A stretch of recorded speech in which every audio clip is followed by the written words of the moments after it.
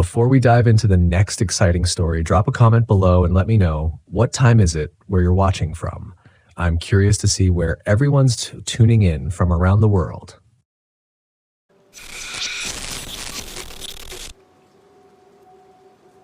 You ever pull off the highway thinking you've found a little piece of forgotten paradise? Just you, your Volkswagen, and the wild desert breathing around you? That's what I thought I had stumbled into. The kind of place that doesn't show up on any guidebooks, just a whisper on an old forum thread, something someone mentioned back in 2009, and never followed up on. That should have been the first red flag. But I was tired, and I was chasing silence. The kind of silence you can only find in Arizona, where even the wind sounds like it's been here longer than people have. I was 33 then, burned out, if I'm being honest. I'd left a job that had consumed the last 8 years of my life and hit the road in my old '87 Volkswagen Westphalia. She was rusted in all the right places and had a kind of resilience to her I always admired, like she could carry secrets and not buckle. I guess I was looking for places like that too. Places that could take what I carried and not break under it. The GPS was useless somewhere past Prescott, and my cell signal died like a candle in the wind. I remember driving for hours through winding stretches of highway until it spit me out onto a jagged dirt road flanked by sagebrush and red sand.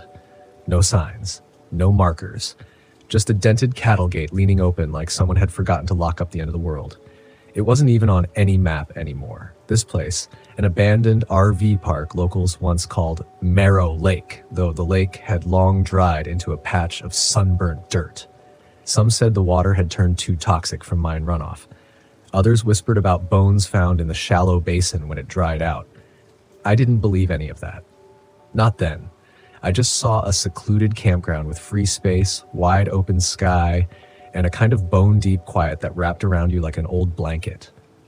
It felt like freedom. But that first night, something felt off. It wasn't just the dead quiet. I've slept in plenty of silent places. This was different. It was like the earth had stopped listening. Even the coyotes didn't cry. I didn't hear a single cricket, just the low, pressure-like silence, the kind that gets under your skin and makes you question whether you're actually alone. The old RV park had maybe 15 pads, half overgrown. A concrete bathhouse stood crooked at the edge of the lot, windows broken, door hanging off its hinges like a lazy grin. There were no other campers, no fresh tire marks, just faded outlines of where rigs had once parked and left, maybe in a hurry. But I told myself I was imagining things. That solitude had a way of playing tricks when you've been too long in motion. I cracked a beer, lit a fire, and sat under the stars pretending the unease wasn't there, pretending this was just another stop, another night on the road. I should have left the moment I realized the silence didn't just feel unnatural. It felt intentional. Somewhere around 2 a.m., I woke up in a sweat, heart pounding like I'd been running. The fire had long since burned out. The air inside the van was cold, Arizona cold, not sharp like mountain air, but old and sunless like something had leached the heat straight from the ground. I sat up, half thinking it was a bad dream. Then I heard it. A knock, 2 short, 1 long. Not on the van, on something outside. I froze. My breath caught in my throat. I told myself it was an animal, maybe a branch fallen against a picnic table. But I knew better. You spend enough time in a Volkswagen sleeping alone in forgotten places and you learn to know what's natural and what isn't. That knock didn't belong to nature. I peeked through the curtains. Nothing but desert shadows and the faint outline of the bathhouse in the moonlight. Still, that feeling in my gut, get out now. It was screaming. But pride's a funny thing. You don't want to admit you're scared of something you can't see. So I stayed. I barely slept the rest of the night. Just sat up in the van with my flashlight in my lap and a rusted camp knife I'd bought for $5 at a trading post. Useless, probably, but it felt better than nothing. Morning came gray and windless. No sign of anyone, no footprints, no marks around the van. Just my own anxiety hanging in the air like smoke.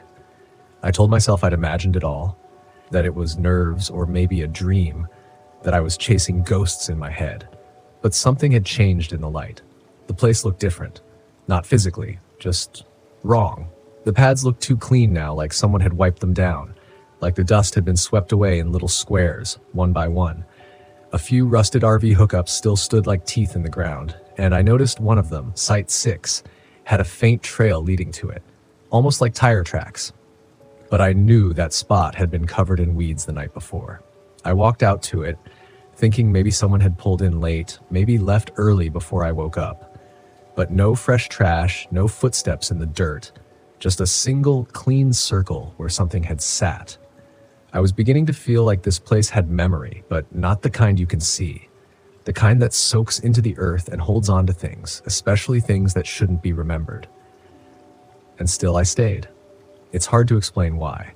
Part of it was ego. I'd survived storms in Montana, mountain lions in California. I'd camped in ghost towns and heard all the stories.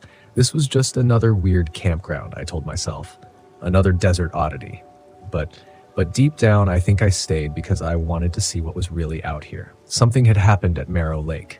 You could feel it in the dirt, in the wind that didn't blow. Something had stayed behind. That night, the knocking came again. Only this time, it wasn't outside. It was underneath, slow, hollow, measured, like someone tapping from the ground up. My whole body locked. I stared at the floor of the van, paralyzed. It was faint but clear, like knuckles rapping on wood. A code I didn't understand. I didn't move for minutes. I just sat there, holding my breath, watching the floor as if it would open up. Then it stopped, and the smell hit me. It was like the earth had exhaled something long buried, metallic, bitter, damp. Not just rot, it was underground rot. The kind you only smell in mines or sealed basements. Like something had been buried alive and finally found a crack to breathe through. I grabbed my keys, threw on boots. I was done. I started the van and peeled out of that campsite so fast I didn't even pack my camp stove. Dust kicked up behind me like smoke from a fire. I didn't care where I was going, only that it was away. But you can't always outrun the places you find, not when they choose you. 10 miles out, the engine coughed, spat, died. The Westie just stopped like it had made a decision I wasn't part of.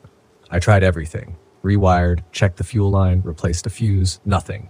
The desert stretched in every direction. No houses, no cell signal, just a single abandoned road behind me and a long, silent invitation to return. I sat there in the driver's seat for a long time, gripping the wheel like it could somehow wake the Westie back up. I didn't want to look back. I didn't want to believe that maybe the van wasn't broken. Maybe it had been stopped. I tried the ignition again. Nothing. Not even a click. So I did the only thing I could do. I grabbed my water, locked the doors, and started walking down the road. The sun was already high, baking the pavement into a shimmering haze. I told myself there had to be a service station or a house just a few miles out. But mile after mile passed and there was nothing. No vultures overhead, no wind, not even a lizard skittering across the road. The desert felt staged, like a movie set left too long in the sun, just props pretending to be real life. That's when I saw it, off to the right, behind a curtain of mesquite trees. Another RV, not an old one either. A clean white Class C with solar panels on top and fresh tire marks cutting into the sand beside it. Parked in a clearing I swore hadn't been there yesterday. I hesitated. My instincts were yelling again. But desperation has a way of drowning out even the loudest warnings. I pushed through the brush, calling out, "Hey! Anybody out here? Van broke down a few miles back." Nothing. No answer. The RV looked lived in, fresh folding chairs beside it, a cooler, a pair of hiking boots sitting neatly outside the door like someone had just stepped out and would be back any second. But no tracks, no voices, no heat radiating off the engine. I knocked on the side, gently at first, then louder. Still nothing. The door was unlocked. I wish I'd turned back right there. I wish I'd run until the soles of my boots burned off, but I stepped inside and the smell hit me again. Faint but familiar. That same bitter underground stink I'd smelled under the van the night before. Metallic. Cold. Wrong. The interior was pristine. Clean dishes, a pot still on the stove, a half-played podcast paused on a Bluetooth speaker, some episode about desert mysteries and missing persons, but no sign of the couple who clearly owned it. Their IDs were still on the counter. I remember the names, Julian and Kara Burke. Photos of them smiling in front of Monument Valley, a dog between them. No blood, no struggle, just absence. That's worse, you know? When there's no explanation, when a place is so still, so untouched, it feels like people just dissolved right where they stood. I backed out slowly, careful not to touch anything else. But as I turned to leave, something caught my eye on the far side of the clearing, behind the RV near a pile of brush. An opening. At first I thought it was an animal den. Then I realized it was square. Man-made. A hatch, half buried in red dust and sand. A steel door, maybe 2 feet by 2 feet, flush with the ground, bolted on one side, and open. I don't know what made me walk toward it. Curiosity, maybe. That terrible kind that kills the smart ones. But I didn't even realize I was stepping forward until I was kneeling by the hatch, peering down into the blackness below. It was a shaft, narrow, reinforced with wood beams, a ladder bolted into the side, and a sound came from it. At first I thought it was wind, but no, the wind had never sounded like that in Arizona.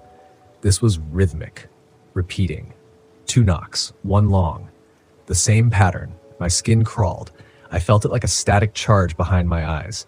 My instincts kicked back in, full force. Every cell in my body screamed to run.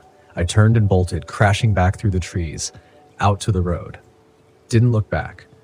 I just ran until my lungs burned and the van came back into view, shimmering in the heat, still dead, but something was different. The door was unlocked. I know I had locked it. My throat tightened as I approached. The air felt thicker, the sun was blazing, but the interior of the Westie was cold. I stepped inside slowly. Everything was where I left it, my gear, my pack, even the half-empty bottle of water on the dashboard. But there were prints now, on the floor. Small, bare feet, dusty, child-sized, leading from the back bed to the front seats, and then stopping. I backed out fast, slammed the door, locked it again. This time I stayed outside, panting in the heat, heart racing like a war drum. I didn't care if I had to hike 20 miles out, I was done. But before I could even start walking again, I saw the dust trail. A vehicle, coming from the direction of the old RV park. It was an old green truck, sun-faded and humming like it hadn't had a muffler in decades. A man sat behind the wheel, leaning forward like he was studying the road. He looked like he belonged to the desert, skin like bark, eyes hidden behind mirrored sunglasses. He pulled up slow, rolled down the window. His voice was cracked and dry. "You break down?" He asked, eyeing the Westie like it was something dead on the side of the road. "Yeah," I said. "Died out of nowhere. No signal either." He looked at me a moment longer, then nodded once. "Not surprised. A lot of things don't work around here when they're supposed to." I tried to laugh, but it came out hollow. He didn't smile. "You camped back there?" he asked, tilting his head toward Marrow Lake. "Just a night. You shouldn't have done that." Something in his tone made me pause. "You know the place?" He didn't answer right away. Then finally he muttered, "Too many folks think they're the first to find it. They're not, and some don't leave." "Why?" I asked. "What happened there?" He looked down the road, jaw tightening. Then he said, "That park was shut down in '91. Not because of contamination. Not officially anyway. Truth is, people went missing. 3 rigs in 1 year. No bodies. Just gone." "Authorities investigate?" "Oh, sure," he said. "But the land never gave anything back. Not the people, not the answers. Just more silence." He pulled something from the glove box, an old laminated map. Circled a tiny dot northeast of where we were. "There's a mechanic up near Ash Fork. You get up there, he might help." I took the map. "Thank you." But as he put the truck in gear, he added, "If you see a hatch out here, don't open it. Don't even look too long. You hear knocking. You keep walking. It ain't for you." And with that, he drove off. No name, no wave, just a warning that sat heavier on my chest than anything I'd carried before. I didn't sleep that night. Didn't even try. I sat in the front seat of the Westie, staring at the road, waiting for the sun to rise. And in that long stretch of darkness, I realized something that still makes my hands shake. I never told him about the hatch or the knocking. I sat in the front seat with the windows cracked open just enough to let in the cool desert air. Everything inside the Westie was quiet, but I wasn't alone. I could feel it. There's a certain weight to being watched. Not by something you can see, not by someone leaning against a tree or standing across the road. It's like pressure in your bones, a hum in the back of your teeth. Something ancient looking through you, not just at you. That's what the darkness felt like that night. It never got fully quiet. The desert has a way of pretending to be still, but there's always some hidden whisper in the background. Wind curling through dead branches, the soft crunch of sand shifting under its own memory. But this night, It was too still, like the land was holding its breath. I kept thinking about the man in the truck, the way he didn't blink, the way he knew things he couldn't have known, the way he didn't ask certain questions, and most of all, what he said, "If you see a hatch, don't open it. If you hear knocking, keep walking." I hadn't told him about the hatch or the knocks, but he knew. At some point around 2 a.m., I started to doze, head tilted against the glass. Not sleep, exactly. That half-aware limbo where your mind keeps playing tricks on itself, replaying old sounds, stretching shadows into things they're not. But then I heard it. Knock, knock, knock. Not outside, not under the van. Inside. I jerked upright. My eyes snapped toward the back of the van. Everything was in place. No one visible. The lights from the moon weren't strong enough to fully reach the back, but I could make out shapes, my sleeping bag, my pack, the edge of the sink. Nothing moved. Then again, knock, knock, from inside the storage cabinet. My body froze. I didn't breathe. I didn't even blink, just stared at the little wooden cabinet near the bed. The one where I kept backup water bottles and trail mix. I had never heard anything from in there before. My mind raced, trying to reason through it. Maybe something had fallen. Maybe a lizard or a desert rat crawled in. But the knocks were too slow, too measured. Not frantic, not accidental. They were deliberate. I sat there gripping the emergency flashlight in my lap like it was a weapon. I didn't want to open it. I really didn't. But something changed in me that night. Maybe it was the exhaustion. Maybe it was the realization that fear doesn't go away when you hide from it. It just waits. So I turned on the flashlight, clicked it once, stood up, and slowly stepped toward the cabinet. The van creaked softly under my weight.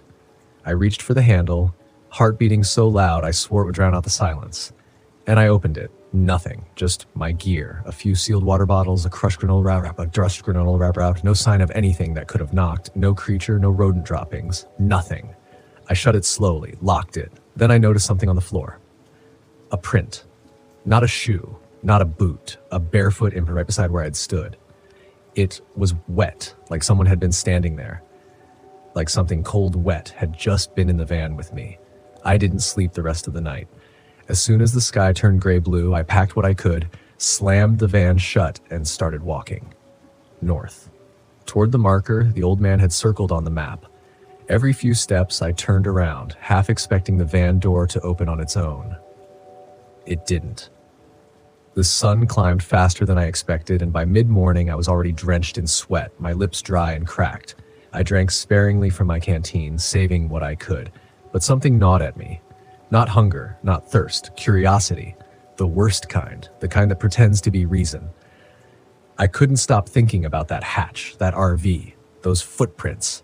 I tried to shake it, to focus on putting distance between me and the campground. But the farther I walked, the more I realized something terrifying. The road didn't match the map. The terrain didn't either. The path I took the night before should have led me north, but now I was walking toward a set of red rock formations that shouldn't exist here. Tall, jagged spires that looked like fingers clawing out of the desert. I pulled the map out again, no mention of them. I wasn't lost. I knew I wasn't lost, but I wasn't where I was supposed to be. And that's when I saw the second one. Another RV. Old. Rusted, half sunk into the sand, like it had been there decades. Same model as the last one, same exact layout, same exact folding chairs outside, but this one was torn open, like something had ripped through the side panel. Metal bent outward, fiberglass snapped like bones, and the same footprints in the dust. Small, bare, human-like, leading toward the rocks. I wanted to run. God, I wanted to turn back, forget everything, go live in a city, never camp again. But I followed them. They led to a narrow crevice between two massive stone walls, just wide enough for a grown man to squeeze through sideways. And when I reached it, I felt it again. The cold, that unnatural drop in temperature that no shadow or breeze could explain. I stopped, stared into the slit of darkness, and I heard it again. Knock, knock, from inside the rock. I backed away. Fast. No more curiosity, no more pretending this was explainable. I turned and ran. Didn't care about the map. Didn't care about the mechanic. I just wanted out. But the desert had changed. The path back was gone, not obscured, gone. The brush, the stones, the ridges, all rearranged like someone had picked them up and put them back down wrong. I was in a maze, a living one. designed not to trap me, but to wear me down. And I was losing. The sun was high when I finally stumbled onto a road again, not the one I'd started on, not the one the man had driven down. This was cracked and broken, lined with scorched signposts. One still stood. Merrill Lake Recreation Area closed. I was back. Somehow, impossibly, I had circled back to the place I was trying to escape. The Westie sat exactly where I'd left it. Only the windows were open now, and all the cabinet doors inside were hanging wide. The van looked wrong. It was my Volkswagen, same chipped paint on the bumper, same crooked license plate frame, same Arizona dust smudging the windshield, but it felt like someone had touched it, gone through it, not to steal, but to shift something, like a painting slightly tilted, like a room where the furniture's been moved an inch and your instincts scream even if your eyes can't tell why. The cabinet doors swayed slightly in the hot breeze. That alone shouldn't have bothered me. But I had locked everything. I approached slowly, keeping my distance from the side panel and watching for movement inside. The curtains had been yanked open. My clothes were dumped on the passenger seat, my sleeping bag unraveled and stuffed between the seats like someone tried to hide under it. And worst of all, my journal, the one I always kept in the glove box, was open on the floor. Pages torn, ink smudged, words I didn't write circled in red pen. You opened it. You heard them. It wants out. I hadn't brought a red pen. Something had been in there with me. Maybe still was. I should have walked away. But where? Back into the heat-trapped canyon with the knocking rocks and barefoot trails? I didn't know what direction led to safety anymore. Every path bent in on itself like a noose. So I got in, closed the doors, locked them. I turned the ignition. The van coughed once, twice, then nothing. Dead. I hit the steering wheel and swore so loud it echoed against the red cliffs. All around me was dry nothingness. No sounds, no birds, no insects. Just me, the van, and the memory of something crawling in the dark. I slumped in the driver's seat and stared ahead. And that's when I saw her. A woman, standing at the edge of the road 50 yards away, too far to see her face clearly, but close enough to feel watched. She didn't move, just stood, hair tangled and sun-bleached, clothes torn and faded like they'd been baked into her skin. Barefoot, legs dusted with white powder, arms slack at her sides. I blinked. She was gone. Vanished. No trace. No prints. No wind to carry her scent. Just empty road where she'd stood. I turned the key again, harder. The engine made a dry sound like something stuck in its throat. Then, life. The Westie sputtered awake, lights blinking, engine hiccuping into a low idle. I didn't hesitate. Threw it into gear and rolled forward down the broken road. Tires crunching over old gravel, hands white-knuckled on the wheel. I didn't know where I was going, just away. That was enough. For 5 minutes, it felt like maybe, just maybe I was escaping, until the road curved and brought me back to it. The RV. Not mine. Not the one torn open. Another one. A third. Same model, same chairs, same weird dragging marks around it like someone or something had been pacing around in circles. My heart sank. This place was a loop, not metaphorically, physically. Something was forcing me back. Every escape bled back into the center like blood to a wound. I stopped the van, cut the engine. I couldn't keep running. It wasn't working, and maybe that's exactly what it wanted. I stepped out. Dust curled around my boots. I walked to the abandoned RV. The hatch was there again. Same one, same rust pattern, same tiny handprint smeared in the corner. And without thinking, without logic or plan, I reached for it. My hand hovered over the edge of the handle. The metal was cold. Too cold, like it had been buried in snow. I pulled. The hatch creaked open, and for a second, everything stopped. There was nothing inside. Not empty space, nothingness. A pitch-dark void that sucked in sound, bent the light around it, and made my teeth ache. The desert went silent again. The sky felt closer, like it was leaning in to watch. I took a step back, and from inside the void, something moved. I didn't wait. I slammed the hatch shut so hard it bounced once, then clicked into place. I stumbled back to the van, got in, and started driving. Again, and this time, something changed. The road extended. It didn't bend. It didn't fold me back onto my own tracks. It stretched forward, carving into a new canyon I hadn't seen before. The air grew heavier, the wind picked up, but I felt direction for the first time in hours, maybe days. And I drove. Past dead Joshua trees, past the wreckage of an old police cruiser, windows shattered, half buried in dust. past bones. Yes, bones, half sunken into the dirt on either side of the trail. Deer, coyote, something bigger. Not scattered, not torn apart, just placed side by side as if arranged, like warnings. And then a sign, bent, faded, barely legible. Thank you for visiting Marrow Lake. Campgrounds closed indefinitely. And beneath it, in memory of the 17, never found, never forgotten. I didn't stop, just passed it and kept going, eyes locked on the road. Eventually, the sun began to set, orange bleeding into purple across the wide Arizona sky, heat lifting off the hood like steam. The van rattled but kept going, each mile tasting more like freedom, until I saw him again. The man from the first night, the old mechanic, leaning against a beat-up truck at the edge of a wash. Same smirk, same steady eyes, like he'd been waiting. I pulled over, got out, walked up to him. He didn't speak, just nodded toward the horizon. "Did you open it?" he asked quietly. I nodded. He sighed, wiped sweat from his forehead, and said, "Then you'll be seeing her again." I wanted to ask what he meant, but I already knew, because once you hear the knocking, once you open the hatch, you're never truly alone again. I didn't ask for more. Somewhere deep down, I knew the answer wouldn't change what had already happened. I got back in the van, turned the key. The engine rumbled, tired but willing, like it too had seen something it didn't want to understand. And I drove. The land stretched flat and wide, endless desert rolling out like it was trying to dilute whatever darkness I had carried with me. But it was still there, tucked beneath my ribs like a second pulse. She would be back. That's what the old man said, and I believed him, because he had seen her too. I reached Flagstaff by nightfall. Civilization never looked more surreal. Neon signs, traffic lights, the hum of human life that had no idea what else lurked just beyond their paved roads. I parked near a gas station, got out, and stood in the cool air like I was wearing a different skin. People passed me by, oblivious, laughing, scrolling through phones, and I envied them. Because once you open that hatch, once you see the void staring back, you realize the real world is paper thin, and something deeper is always pressing against it, whispering. I slept with the curtains drawn that night, locked every door, clutched a flashlight like it would stop her if she came. But she didn't come that night, nor the one after. Instead, she started dripping in slowly, like water leaking through a cracked roof, through dreams, through little things. At first, it was sounds, the slow tap, tap, tap on the windows just before sunrise. Not wind, not branches. It was always 3 knocks, deliberate, human, patient. Then came the mirrors. I'd be brushing my teeth in a truck stop restroom, and out of the corner of my eye, I'd see a woman standing behind me. Long hair, pale face, bare feet. But when I turned, the mirror would be empty. Every time, until it wasn't. One night outside of Moab, I looked up mid-brush and she was there.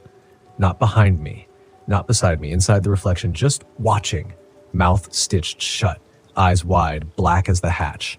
I shattered that mirror with my fist. Got 16 stitches, still have the scar. I tried to explain it once to a guy I met near Crater Lake, young van lifer from Oregon. Said he loved weird places, loved haunted roads. He laughed when I told him about the hatch, thought it was a great story. "Dude, you should write a book." He disappeared a week later. His van was found parked at an old campsite in Nevada. No signs of a struggle, just the back hatch wide open. Like someone or something had crawled out. They never found him. You start to learn the rules after a while, or at least how to survive. Never stay in one place too long. Don't answer the knocking after dark. Don't stare into reflective surfaces past 3 a.m. And whatever you do, don't go back to Arizona, especially not to that place, Marrow Lake. But of course I did. You don't get to escape something like that forever. You only get to delay it. I returned exactly 1 year later, not for closure, but because I felt it calling me back. Like unfinished business, and maybe I wanted to know if there was something deeper than fear, something I missed the first time. It took 3 days to find the path again. The roads had changed, some were buried, others washed out. But when I got close, really close, I felt it. The air got dense, colors got wrong, sounds became muffled like hearing through a wall. And then I saw it, the sign, same bent post, same faded text, but someone had scratched new words into the wood. "We don't sleep here anymore." That was all. No names, no initials, just a warning, left like a prayer. I found the hatch again. Of course I did. I knew it would be there, waiting. Same rusted metal, same icy chill, but this time I didn't open it. I sat beside it, cross-legged in the dirt like I was waiting for a storm. And I spoke to it. I said I didn't understand what it wanted. I said I wasn't afraid anymore, only tired. And then I asked it, "What are you?" And from inside that metal box, from deep in the void I had once unlocked, I heard the answer. Not in words, not a voice, but a feeling. A memory not mine. Cold wind, screams beneath the earth, a door that never should have been built. It wasn't her. She was just the face. Just the shadow it wore. The thing behind the hatch had no shape, no name. It was old, older than the canyons, older than the bones, buried there long before asphalt, long before campgrounds and welcome signs.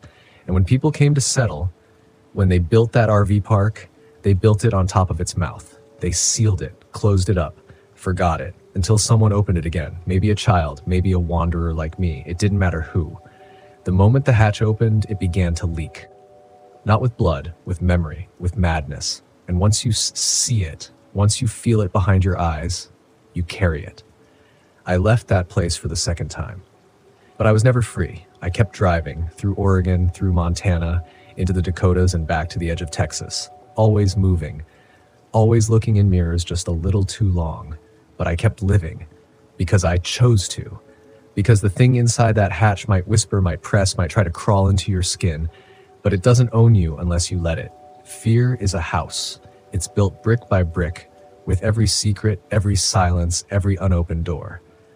But courage is knowing the house is haunted, and walking through it anyway. So if you find yourself somewhere strange, a campground too quiet, a road that loops back to itself, a hatch that shouldn't be there, remember what I'm telling you now. Don't open it. Don't listen to the knocking. And if you already did, if something's followed you home, then know this. You're not crazy. You're not alone. And you can keep going. Just like I did. Keep the wheels turning.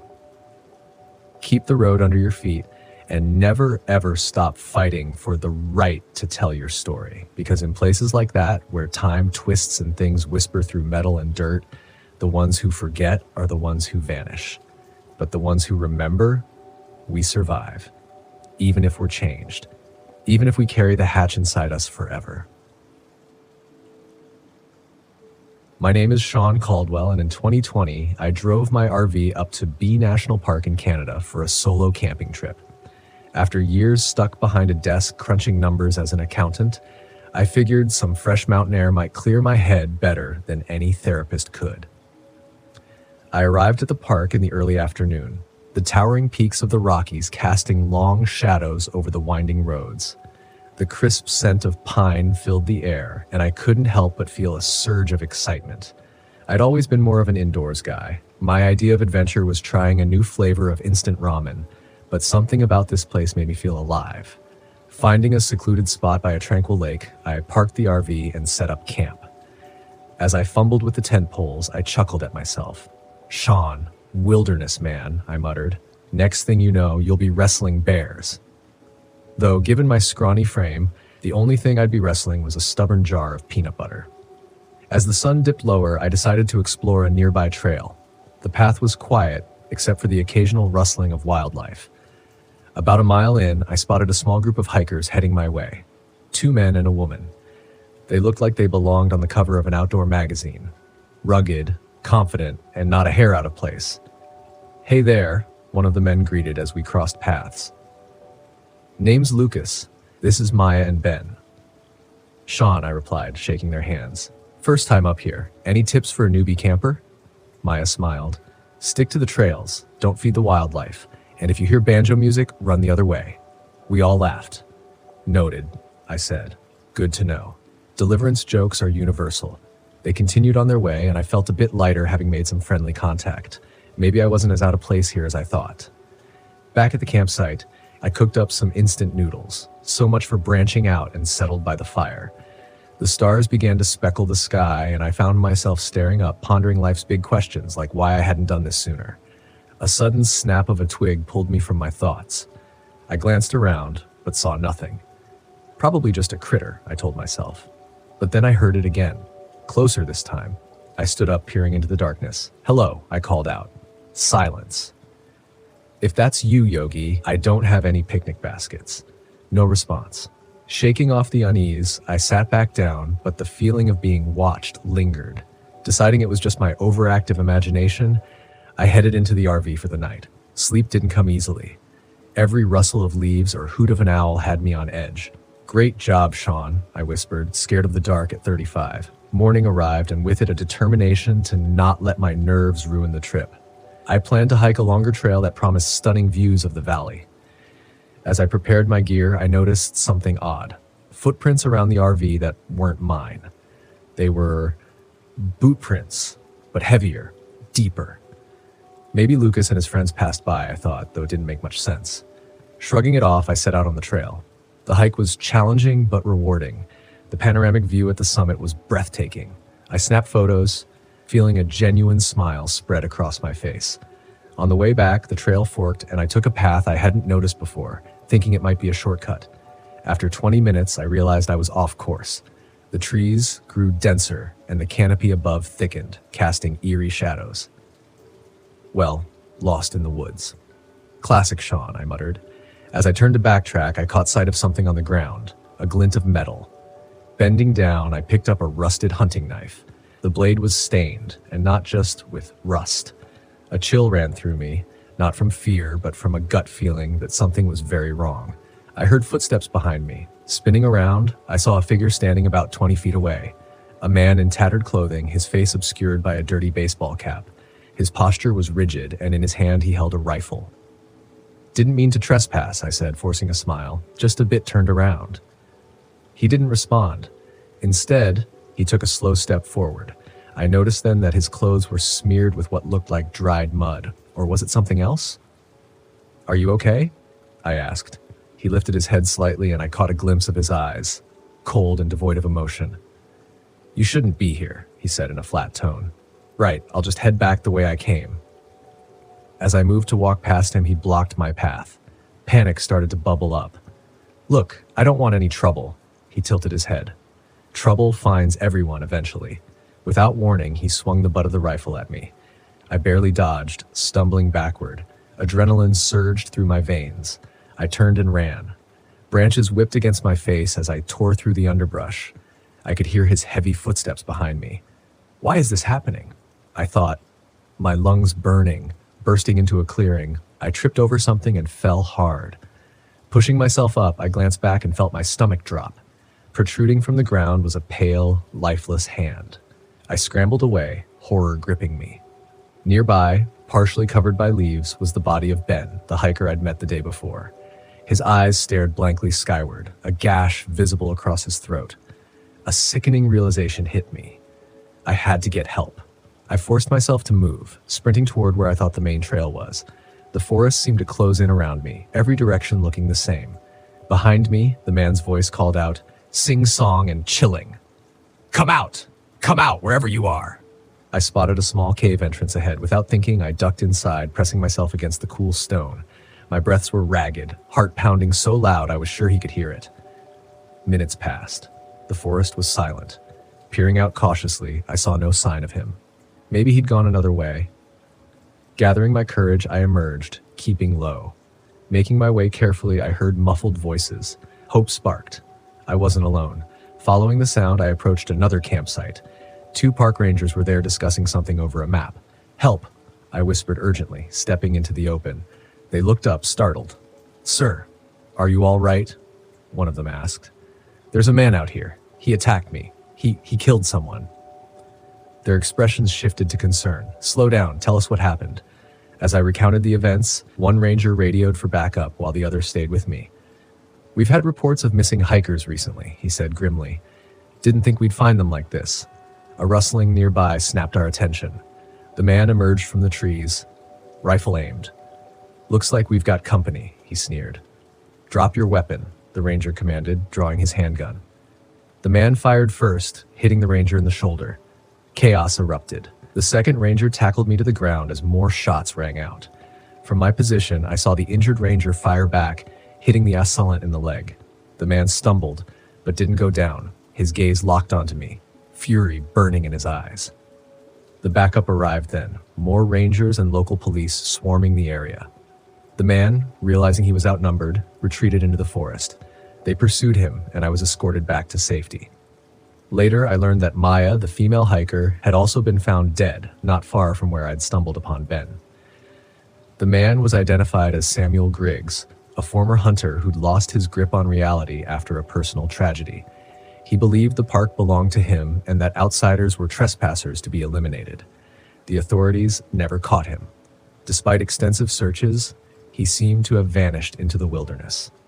I returned home, the weight of the experience heavy but not crushing. Life went on as it tends to do. The road into the Boundary Waters was a frozen ribbon through a sea of snow, the trees standing like silent sentinels under heavy blankets of ice.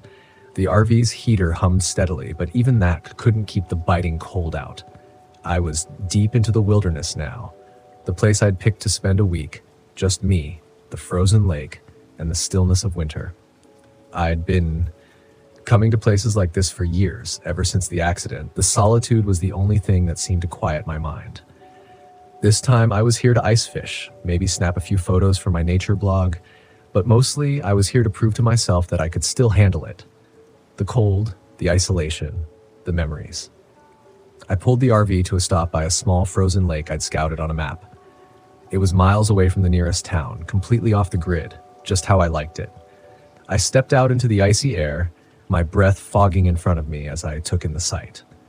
The lake was a vast, white expanse, the ice thick enough to drive on, stretching out into the distance where the trees disappeared into a blur of white. Perfect. I set up camp quickly, parking the RV near the shoreline and gathering my gear for ice fishing. The cold had a way of creeping into your bones out here, but I didn't mind. I was used to it. I grabbed my auger, trudged out onto the ice, and started drilling a hole. The sound of the blade biting into the ice echoed through the stillness, sharp and harsh against the quiet of the wilderness. Then I heard it. A deep, low rumble that seemed to come from beneath the ice. I paused, the auger still in my hands, and listened. The sound came again, a low, distant vibration like the ice shifting far beneath the surface. I'd heard ice groan before. Anyone who spends enough time in the cold knows the sound of a lake adjusting to the freeze, but this was different. It was deeper, longer, almost like something was moving down there. I brushed it off and kept drilling. By the time the hole was ready, the sun was already dipping below the horizon, casting long shadows across the snow. I set up my fishing gear, lowered the line into the icy water, and settled in to wait. The cold crept in quickly, even through my heavy coat, but I was prepared for it. I'd done this 100 times before, and the routine was comforting. But that sound, the rumble beneath the ice, kept creeping back into my thoughts. As night fell, I lit a small fire near the shore, the flames flickering weakly against the chill. I sat by the fire, staring out at the frozen expanse of the lake. The stars were starting to appear in the clear sky above, bright and distant. Then I saw it. A light, faintly flickering and coming from beneath the ice. At first, I thought it was a reflection, maybe the moonlight hitting the ice in just the right way. But as I watched, the light moved slow and steady, as if something was drifting beneath the surface. I blinked, rubbed my eyes, but it was still there, faint and regular, like a lantern swaying beneath the ice. I stood, my heart pounding in my chest, and walked toward the lake. The light seemed to pulse, growing brighter for a moment, then dimming again. Always moving, always just out of reach. I tried to rationalize it. Maybe it was a trick of the light or a reflection of something from the sky. But deep down, I knew better. There was no one else out here. No one who could be moving under the ice. The rumble came again, louder this time, vibrating up through the soles of my boots.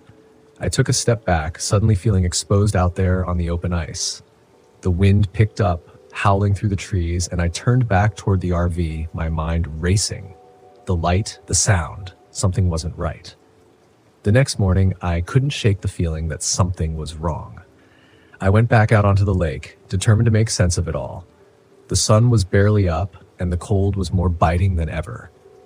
As I walked, I glanced back toward the hole I drilled the day before. Something was off. There, by the edge of the hole, was a long, jagged crack running across the ice. The crack hadn't been there yesterday. It snaked out in a jagged line, as if something had pressed up from below. I knelt down, running my gloved fingers along the crack, feeling the cold seeping through the ice. The surface felt thin, too thin for the middle of winter. Then I noticed something glinting just beneath the ice. I leaned closer, peering into the crack. At first, it looked like a piece of metal, rusted and sharp, lodged beneath the surface. I reached into the cold water, pulling it free. It was old, jagged, like part of a machine. But there was no reason for it to be here. The nearest road was miles away, and there hadn't been any mining or construction in the area for years.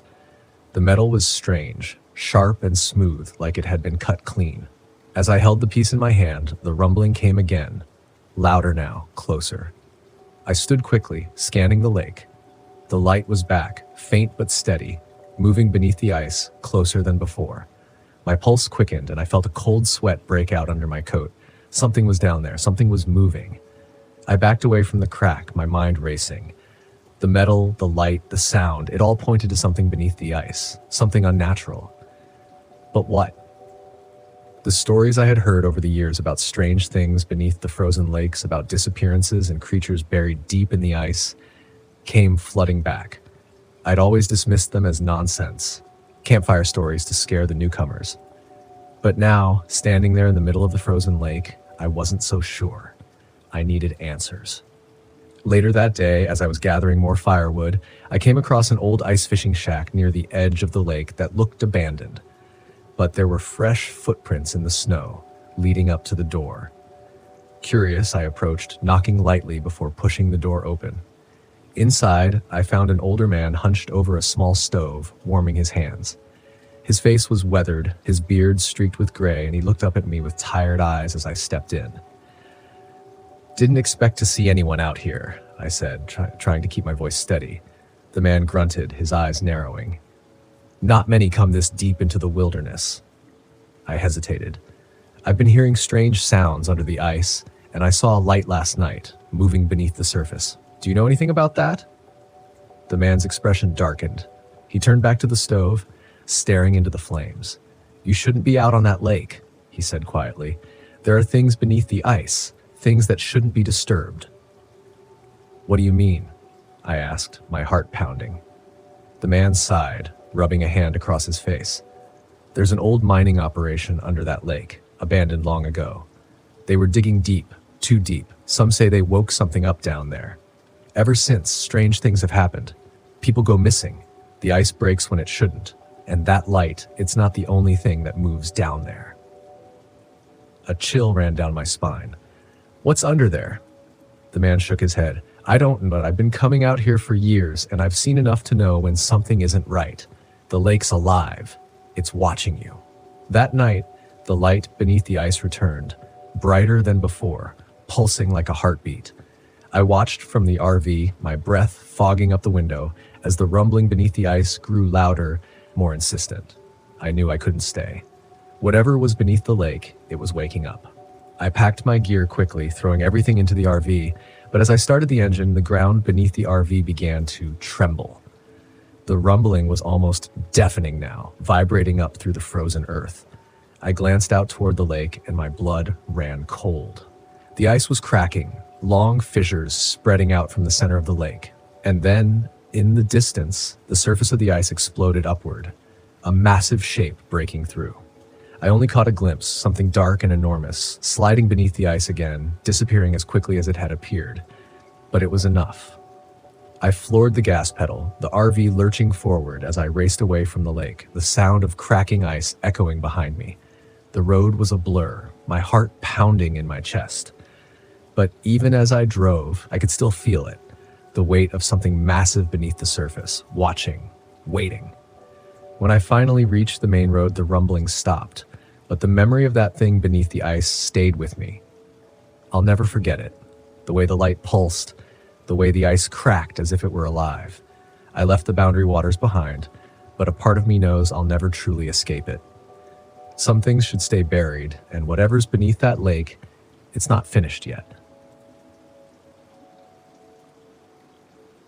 I always thought the vastness of the desert would calm me. It's what I needed after everything that had happened at work. The constant pressure, the unrelenting deadlines, the suffocating feeling of being boxed into the same routine. I planned the trip to Big Bend National Park months ago, thinking a week away from it all would clear my head. Solitude in the desert seemed like the perfect way to hit the reset button. I'd heard the stories, of course, rumors of spiritual significance, whispered legends passed down by native tribes, but I'd never put much stock in that kind of thing. They were just stories, right? I was wrong. Big Bend is a place where the land meets the sky in such a dramatic way that it's almost unnerving. The sun bakes the earth by day, and at night the stars stretch endlessly, a canopy of light over the barren landscape. The silence is deafening, and out here, far away from everything, it feels like the world is holding its breath. I arrived at the park late in the afternoon, the sun already beginning to dip behind the distant Chisos Mountains. My plan was simple: hike the trail to the window, a spot famous for its breathtaking sunset views. I'd set up camp, spend the night there, and continue deeper into the wilderness the next day. A week alone, away from the noise of civilization, I'd been craving this. Everything seemed perfect at first. The air was dry and warm, the trail rugged but manageable, and my gear was top-notch, a mix of high-end camping equipment and essentials I'd collected over the years. I felt prepared, confident, ready to let the desert cleanse my mind. But that feeling didn't last.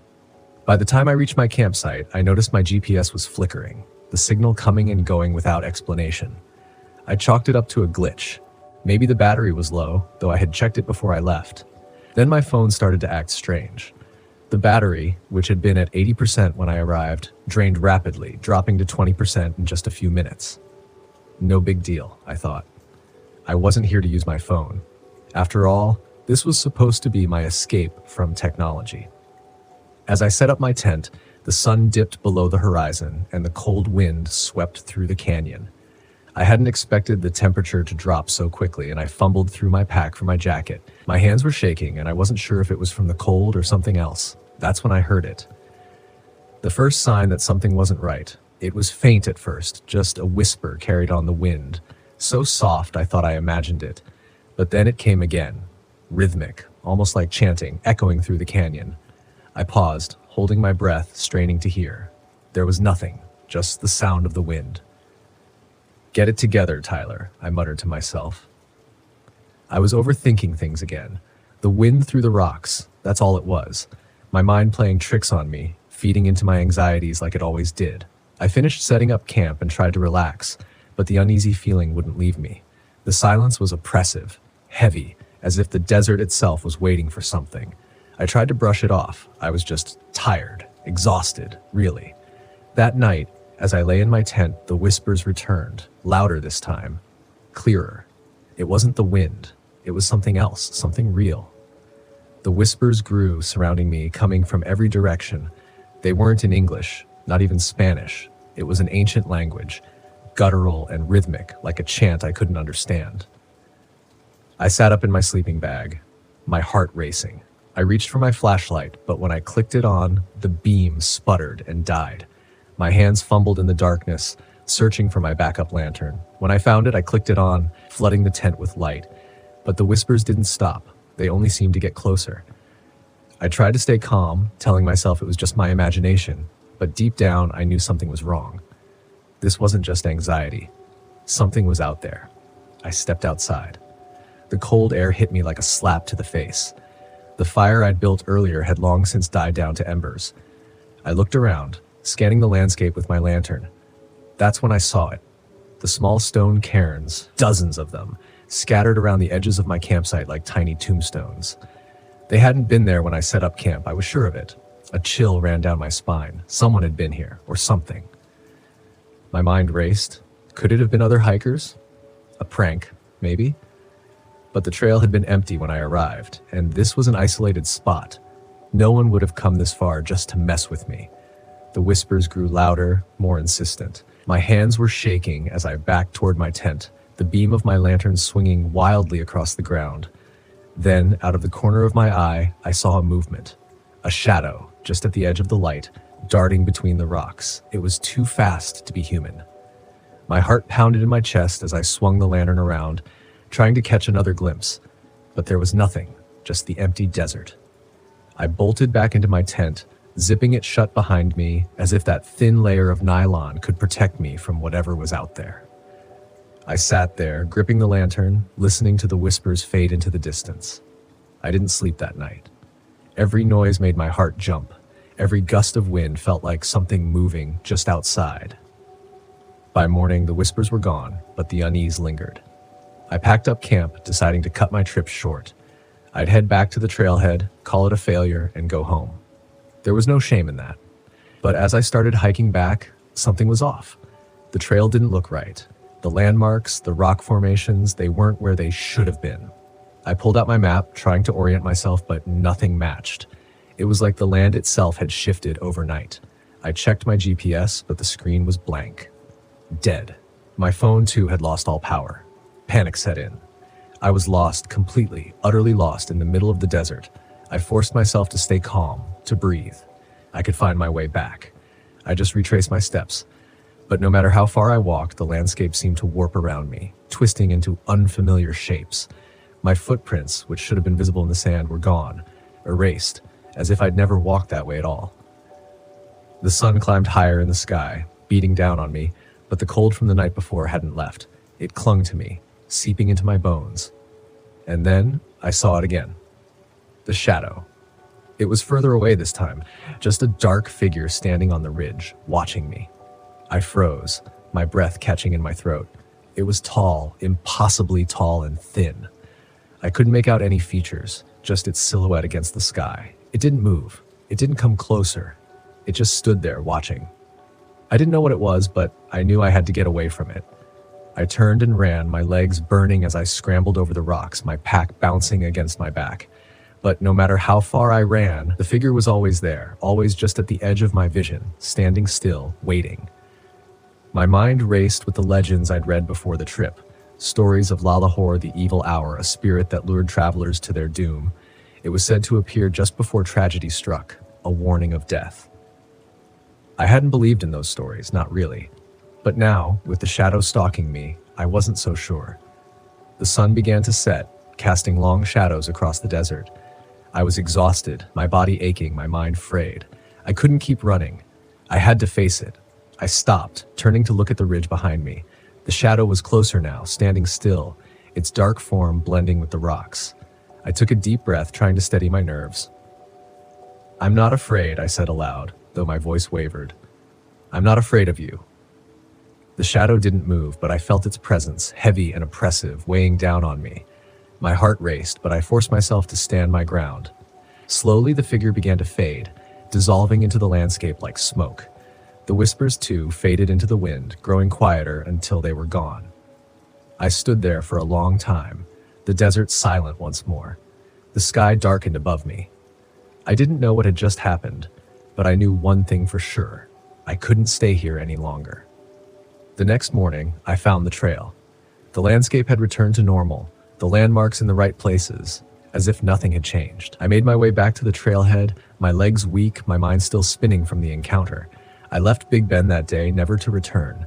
Some people might say it was just my imagination, that the isolation and the anxiety had gotten to me. But I know what I saw. I know. I'm Sydney Whitlock, and back in 2016, I took my RV up to the Kenai Peninsula in Alaska for a much-needed escape. I'd been burning the candle at both ends at my software job, and I figured some fresh air and solitude would do me good. After years behind a desk, the call of the wild was too strong to ignore. I packed my gear, said goodbye to the concrete jungle, and hit the open road. The drive was breathtaking. Towering mountains, endless forests, and the kind of silence you can only find miles away from civilization. I settled at a secluded spot near Seward, close to the Kenai Fjords National Park. The locals were friendly enough, though they gave me curious looks when I mentioned camping alone. One guy at a gas station chuckled and said, "You must really like your own company. Better than some others I've kept," I quipped back, earning a hearty laugh. After setting up camp, I decided to explore a nearby trail. The air was crisp, and the scent of pine was a welcome change from exhaust fumes and takeout. As I walked, I couldn't help but think I might finally write that novel I'd always talked about. About an hour in, I noticed heavy-duty traps scattered off the path. They were large, ominous, and definitely not for small game. Well, that's one way to catch dinner, I muttered. Seemed excessive, but who was I to judge local hunting customs? Returning to the RV, I found a note pinned to the door. In scrolled handwriting, it read, "Not safe here. Leave now." I looked around, expecting to catch someone watching, but the woods were still. "Very funny," I called out. "You almost had me." Shrugging it off as a prank, I crumpled the note and went inside. That night, as I was grilling some burgers, a fellow camper approached. He was tall and lanky, with a wild beard and eyes that seemed to dance with mischief. "Smells good," he said. "Name's Hank." "Sydney," I replied. "Want one? I've got plenty." "Don't mind if I do?" He grinned. We chatted over dinner. Hank was a wanderer, the kind of guy who collected stories like souvenirs. He had a joke for every occasion. "Why don't bears wear socks?" he asked. "No idea. Because they have bare feet," I groaned, but couldn't help laughing. His humor was infectious. As the stars blanketed the sky, our conversation turned to local legends. "Ever hear about the Trapper?" Hank asked. "Can't say I have." Story goes, there's a guy out here who sets traps for more than just animals. People go missing, and all they find are those big snares. I raised an eyebrow. "Sounds like a campfire tale." "Maybe," he said, looking into the flames. "But folks around here take it seriously." Later, as I lay in bed, I couldn't shake the unease. The note, the traps, Hank's story, it all swirled in my mind. "Get a grip," I told myself. "You're letting tall tales spook you." The next morning, I decided to hike a different trail, hoping a change of scenery would clear my head. Along the way, I stumbled upon an old cabin tucked behind dense foliage. It looked abandoned, but curiosity got the better of me. Inside, the place was a mess. Rusted tools, torn clothes, and a smell that turned my stomach. On a makeshift table lay an array of knives meticulously arranged, unprickled at the back of my neck. Then I saw it. A wall covered in photographs. Some were of landscapes, but others were of people. Campers, hikers, all looking unsuspecting. My heart pounded as I recognized a couple from a missing persons poster I'd seen in town. A floorboard creaked behind me. I spun around to see Victor, a man I'd briefly met at the fishing spot the day before. Tall, muscular, with a piercing gaze that pinned me in place. "Lost?" he asked, a cold smile tugging at his lips. "Just exploring?" I managed to say. "Didn't mean to trespass." He stepped closer. "Not many folks come this way." "Yeah, well, I'll be heading back now." As I moved to pass him, he blocked my path. "You shouldn't have come here." Panic surged. Without thinking, I bolted past him, knocking over a chair. He grabbed at me, but I slipped free and darted into the woods. Branches whipped at my face as I ran, the sound of his footsteps close behind. My lungs burned, but adrenaline pushed me forward. I could hear him cursing, yelling that I couldn't hide. Bursting into a clearing, I nearly collided with Hank. "Whoa, what's going on?" he exclaimed. "Victor, he's after me. A shot rang out, splintering a tree nearby." "Move," Hank shouted. We sprinted toward the campground. Other campers stared as we raced by, confusion turning to alarm as Victor emerged, rifle in hand. "Someone call the cops!" I yelled. Victor stopped at the edge of the camp, glaring before disappearing back into the woods. The sheriff arrived a half hour later. We recounted everything. The traps, the cabin, the photos. The sheriff sighed. Victor Daniel's been a thorn in our side for a while. Former wildlife biologist who went off the deep end after losing his job. He's dangerous," Hank insisted. "You need to arrest him." "We'll look into it," the sheriff said. But his tone was dismissive. Frustrated, we decided to take matters into our own hands.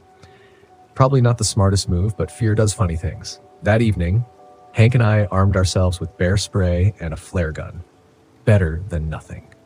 We planned to gather evidence to force the authorities to act. Back at the cabin, the door was ajar. Inside, the space was eerily quiet. The wall of photos was gone. He cleared out. I whispered. A floorboard creaked. Before we could react, the lights went out. "Welcome back." Victor's voice echoed. A blinding flashlight beam pinned us. Hank raised the bear spray, but a heavy object struck his hand, sending the canister flying.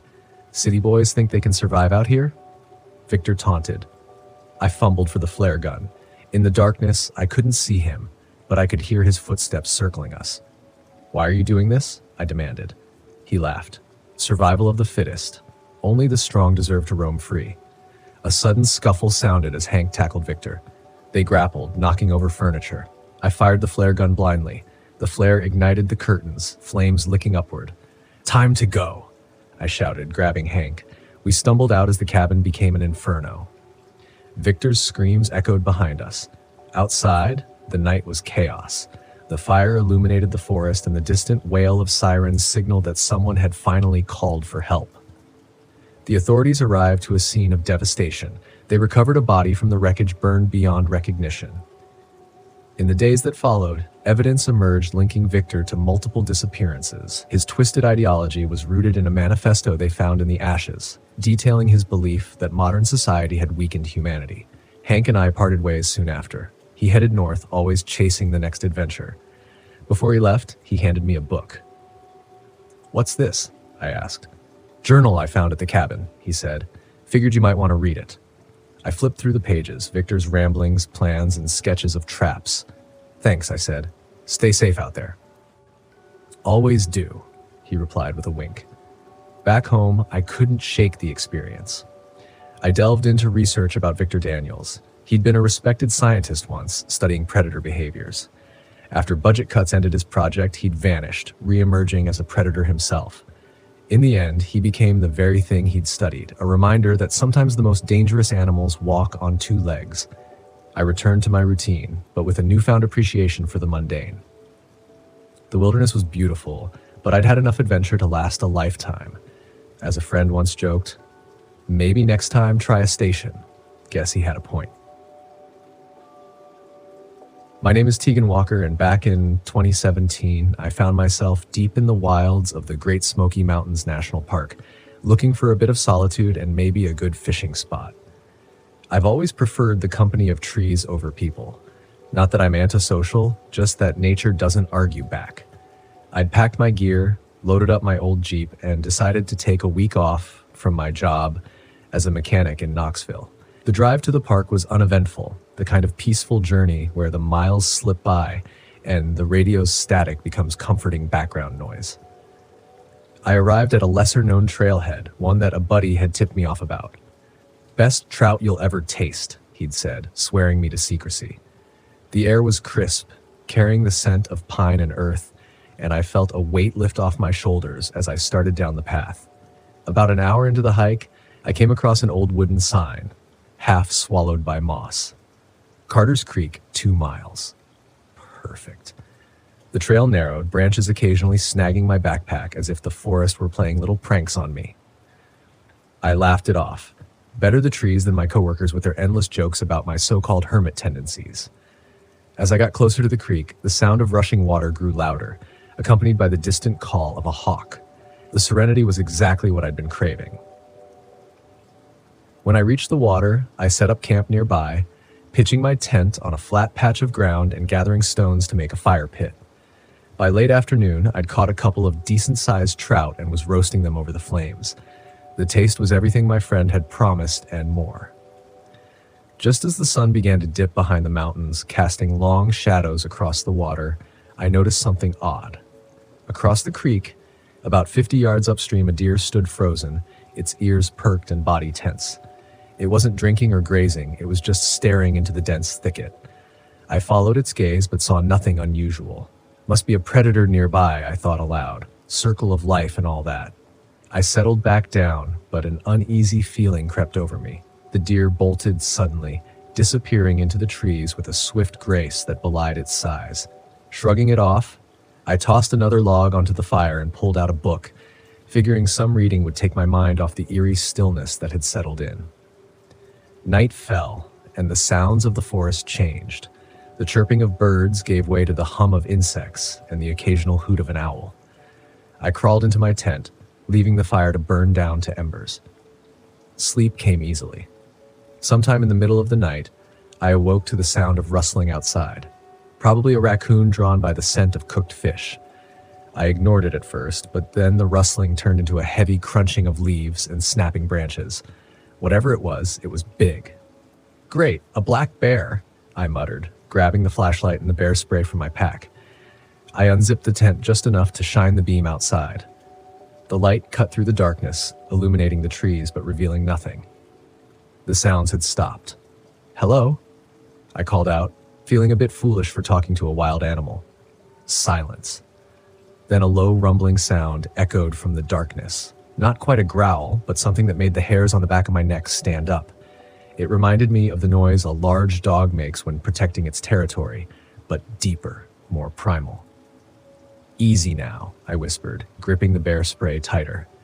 I scanned the area with the flashlight, moving it slowly from left to right. For a moment, I thought I saw a pair of eyes reflecting back at me, but they vanished as quickly as they appeared.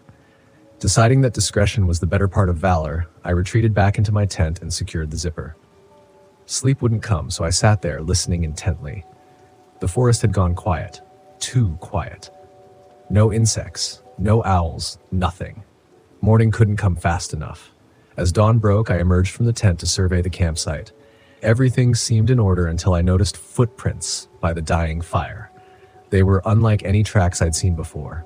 Large, with an odd shape almost like a wolf's, but much bigger.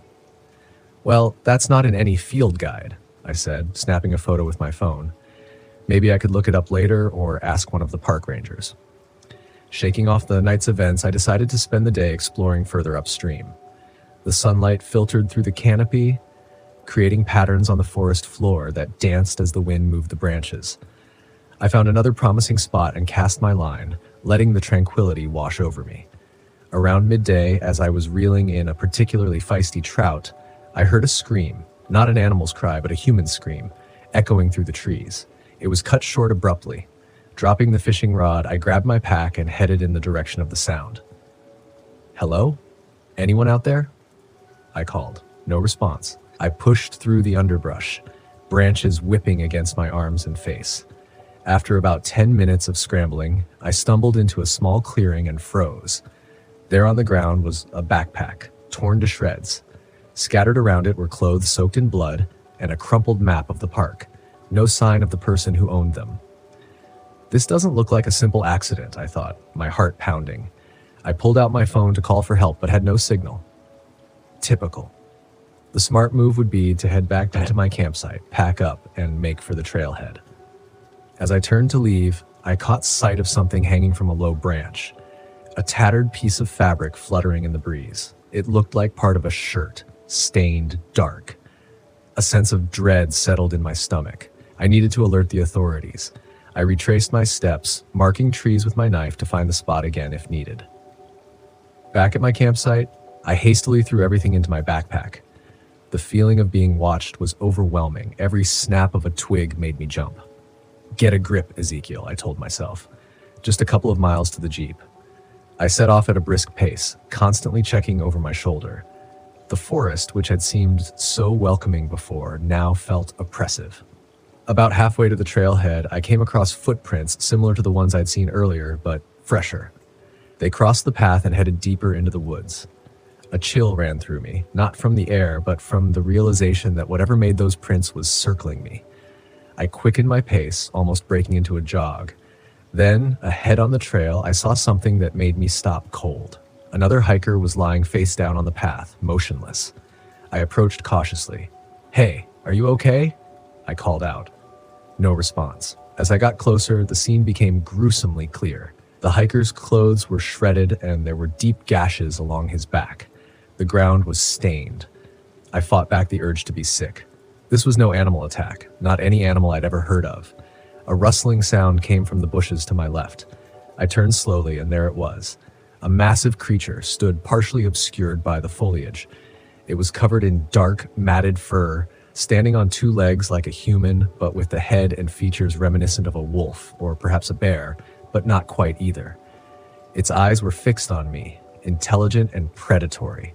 I didn't wait to find out what it wanted. I bolted down the trail, adrenaline fueling my legs. The sound of heavy footsteps crashed behind me, gaining quickly. Come on, I urged myself, lungs burning. I spotted a fallen tree ahead and ducked behind it, hoping to throw the creature off. Peering through a gap in the logs, I saw it enter the clearing, sniffing the air. Up close, it was even more terrifying. A nightmare amalgamation of man and beast. It moved slowly, deliberately, scanning the area. My heart hammered so loudly I was sure it would hear me. Then, from another part of the forest, a gunshot rang out. The creature snapped its head in that direction and let out a sound. a mix between a howl and a roar that shook me to my core. Taking advantage of the distraction, I crept away from my hiding spot, careful to keep low. I made it back to the trail and continued running. Minutes later, I burst into the parking area where my Jeep awaited. Another vehicle was there, a ranger truck. Relief washed over me. A park ranger stepped out, hand on his sidearm. "Whoa there! What's going on?" he asked, noticing my disheveled state. There's something out there," I gasped. "I found a dead hiker, and some kind of animal is chasing me." His face turned serious. "Show me." "Are you kidding? We need backup." "Sir, I can't call in anything without verifying. Now, where did you see the body?"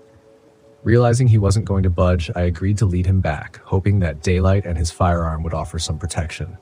As we retraced my steps, I kept glancing around nervously. The forest seemed even quieter than before. We reached the spot where I'd found the hiker, but the body was gone. I've always found comfort in the silence of the woods, out here away from people, away from the world. You can think straight.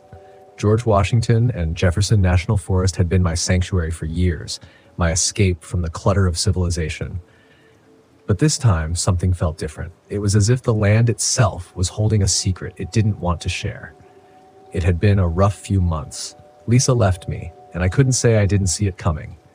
I'd been distant, losing myself in work, then losing the work altogether. I thought a few days alone, hunting and camping, would clear my head. I needed space, and the mountains were the only place I knew where I could truly breathe. The plan was simple. 3 days, 4 tops. Head out to the edge of Silent Pines, an area where the deer roam freely and the mountains are still untouched by the tourist crowd. I'd bag a buck, maybe 2, and return with meat for the freezer. Just me, my gear, and the quiet hum of nature. But it didn't take long for that comfort and hum to go disturbingly quiet. The first day was uneventful, at least at first. I parked my truck at the trailhead, loaded up my pack, slung my rifle over my shoulder, and began the familiar hike into the heart of the forest. My boots crunched over the leaf-covered trail as I climbed higher, the dense trees closing in around me. The fresh mountain air was cool, the perfect kind of crisp that made you feel alive, but something was off. I noticed it halfway through the hike. The usual sounds of the forest, the birds, the rustle of small animals in the underbrush, were missing. There was only the sound of my own footsteps and the occasional creak of the trees swaying gently in the wind. I shook it off as nerves. It was always a little eerie out here in the deep woods, especially when you were alone. That was part of the appeal. I told myself it was just the tension I'd been feeling lately. Everything weighing on my chest, turning normal things into problems. I set up camp in the clearing near the stream I remembered from previous trips. The sun was starting to dip behind the mountain ridge, casting long shadows over the landscape. The fire crackled warmly as I cooked up some canned stew, sipping from a tin cup of lukewarm coffee, trying to push away the gnawing feeling that something wasn't quite right. It wasn't until later that night, after the fire had burned low and I was stretched out in my sleeping bag, that I noticed the first real sign: footsteps. At first I thought it was just an animal. I mean, what else could it be? Deer? Maybe a raccoon? But it didn't sound like that. It sounded like someone walking, a soft, deliberate crunch in the leaves, moving slowly as if it was circling the camp. I lay still, holding my breath, listening intently. The steps grew closer, then stopped. I sat up slowly, reaching for the flashlight and rifle by my side. The firelight flickered dimly, casting long, jittery shadows around the clearing, but there was nothing there. I scanned the tree line, heart pounding harder than I'd like to admit. Nothing moved, just trees standing tall and silent, watching. "Must have been the wind," I muttered, my voice shaky. I lay back down, my grip tight on the rifle. I'd always prided myself on being a tough, no-nonsense kind of guy, but something about those footsteps didn't sit right with me. It wasn't the sound itself, it was the feeling that came with it, like I was being watched. The next morning, things got worse. My water jug was gone. I thought I'd been careful about where I left it, but maybe I hadn't sealed it tight. Maybe an animal dragged it off during the night. I searched the area looking for signs of raccoons or coyotes, but all I found were footprints, human, barefoot, and small, like a child's. But what child would be wandering around the woods miles away from the nearest road in the dead of night? I crouched down, running my fingers over the soft dirt where the prints had pressed into the earth. They seemed fresh, leading in a slow, meandering pattern around the campsite before disappearing into the woods. My skin crawled, a chill running down my spine as I stared at the tracks, my mind racing through every possible explanation. None of them made sense. By midday, I had convinced myself it must have been some local kids playing a prank. Maybe I'd stumbled into someone's turf without realizing it. But as I hiked deeper into the woods, rifle ready, the sense of unease only grew stronger. Every step I took felt heavy, like the trees themselves were watching me, closing in tighter. Then I saw it. I was tracking a deer along the ridgeline when I noticed movement in the trees just ahead. At first, I thought it was the buck I'd been hunting, but then it stepped out into the clearing, a figure, tall, hunched, and gaunt. Its body was draped in shadow, but I could see the faint outline of its pale, too long limbs, twisted in ways a man shouldn't be. And those eyes, two glowing yellow eyes staring right at me. I froze, rifle raised, heart hammering in my chest. For a moment, we just stared at each other, the wind dead and still around us. The figure didn't move, didn't blink. It just stood there, watching me. "Who the hell are you?" I called out, my voice cracking in the silence. No answer. I swallowed hard, taking a step back. The figure disappeared into the trees as silently as it had appeared. My hands were shaking, the rifle's barrel wobbling as I lowered it, my breath coming in ragged gasps. I tried to tell myself it was just a shadow, a trick of the light, but I knew better. I'd seen it, and whatever it wasn't human. That night, the footsteps returned, louder this time, circling the camp with purpose. I stayed awake, rifle in hand, listening to the crunch of leaves as it moved closer. Every time I thought I'd hear it right outside my tent, the steps would stop, leaving only the suffocating silence.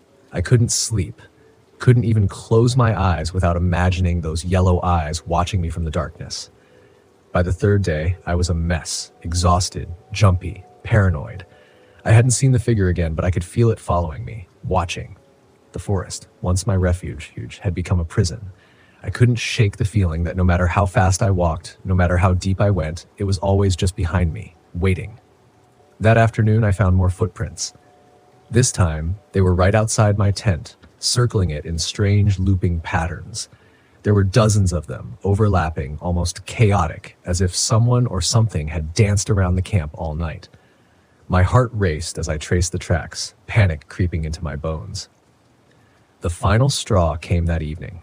I was sitting by the fire, trying to calm my nerves when I heard it again, the soft, whispering voice carried on the wind. It was faint, almost indistinguishable from the rustle of the trees, but I could make out one thing clearly. It was my name. Nate. I shot to my feet, spinning around, scanning the darkened woods for any sign of movement. The voice called again, softer this time, but closer. I couldn't take it anymore. I grabbed my gear, stuffed it into my pack as fast as I could, heart pounding in my ears. I needed to leave now. Whatever was out there, whatever had been stalking me for days, wasn't just a trick of the mind. It was real, and it wasn't going to let me go easily. As I slung my pack over my shoulder and reached for my rifle, I felt it, a presence behind me. I turned slowly, my breath catching in my throat. There, standing at the edge of the firelight, was the figure. Tall, twisted, with limbs too long and eyes glowing a sickly yellow. Its face was pale and gaunt, hollow eyes staring into me as if it could see straight through my skin and into my soul. I raised the rifle, but before I could pull the trigger, it vanished. Just gone, like smoke dissolving into the night air. I ran. I didn't care about the trail, didn't care about my gear. I ran as fast as I could through the forest, branches slapping at my face, rocks and roots tripping me up as I sprinted blindly through the trees.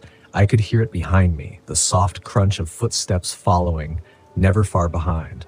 By the time I reached the trailhead, my lungs were burning, my legs felt like jelly, and my mind was racing with fear. I threw myself into the truck, slamming the door shut. The silence inside the cab was deafening. My hands shook as I fumbled for the keys, finally starting the engine and peeling out of there as fast as I could. Even now, weeks later, I can't get it out of my head. The figure, those eyes, the voice that called my name, luring me deeper into the woods. I haven't told anyone about it. No one would believe me anyway, just another man who got lost in the forest, right? But I know what I saw. I know what was out there. I haven't been back to the mountain since, and every time I close my name is Victor Gonzalez, and this all went down in 2017 while I was out RV camping in the middle of Wrangell St. Elias National Park in Alaska. I decided to head up there solo for a couple of weeks, just a break from my always-on work life back in Seattle. It felt like a good way to clear my mind and see some rugged places where cell towers hadn't yet claimed the landscape. Honestly, I had no idea just how off the grid I'd really find myself. I parked the RV in a designated camping area near Nabezna Road, figuring the isolation was the whole point. That day, I'd driven hours on a gravel road with almost no one around. I didn't even see another vehicle once I hit the unpaved stretch leading to the park. To be honest, the silence was nice, a pure kind of quiet that's almost sacred. So I set up a little campfire, had a beer, watched the last light fade, and crawled into my sleeping bag inside the RV, expecting just a quiet night. It was around midnight when I heard footsteps. I snapped awake, suddenly aware of every sound outside. I waited, lying still, thinking maybe it was a moose or some other large animal that had wandered too close. But after a minute, the steps seemed too deliberate, too human. They circled the RV slowly, like someone inspecting it. I reached for my phone, only to remember there was no reception. My only company was the emergency satellite phone stashed away under the seat. After a few minutes, the footsteps stopped, and I thought maybe whoever or whatever it was had moved on. But as I strained to listen, a soft scratching sound came from the driver's side door. My blood ran cold. Someone was trying to open it. I grabbed a flashlight and pointed it toward the door, holding my breath. The scratching stopped. Then, in the dim light cast by the flashlight, I saw the outline of a man's face twisted into a faint smile through the window. I don't scare easily, but something about that grin sent a chill through me. He didn't look like a regular guy lost in the woods. He was wearing an old, dirty parka with a hood that almost obscured his face, save for that bizarre smile. I froze, not wanting to move, hoping he'd get bored and leave. But he kept staring, his face unmoving. Finally, I gathered the nerve to say, "Can I help you?" The man didn't respond. He just kept watching, standing there with that same unsettling expression. He then tilted his head slightly as if he were studying me. That's when I noticed he had something shiny in his hand, a hunting knife. I felt a surge of adrenaline. No way was this a friendly encounter. He moved to the back of the RV and I heard him jiggling the door handle. I knew I couldn't just sit there, so I grabbed a hatchet I'd brought along for chopping firewood. The guy must have realized he wasn't going to get in because, after a moment, everything went quiet. I waited, breathing hard, trying to calm my nerves. Minutes passed, and I started to think maybe he'd given up. I dared to peek out the window, but there was no sign of him. I decided to take my chances and get out to confront him, or at the very least, see if I could spot him from a safer distance. Outside, it was pitch black, except for the faint glow from my flashlight. The silence was so intense that even the rustle of a nearby bush sounded like thunder. I slowly circled the RV, clutching the hatchet, listening for any movement. Then, in the beam of my flashlight, I caught sight of something that made my stomach drop. A freshly dug hole, maybe 6 feet long, near the tree line. I was staring at what looked like a makeshift grave. I took a step back, but before I could react, I heard his voice from somewhere behind me, calm and unbothered. Thought I'd get started on it early. I whipped around, the flashlight trembling in my hand, and there he was, standing a few yards away, his face now fully visible.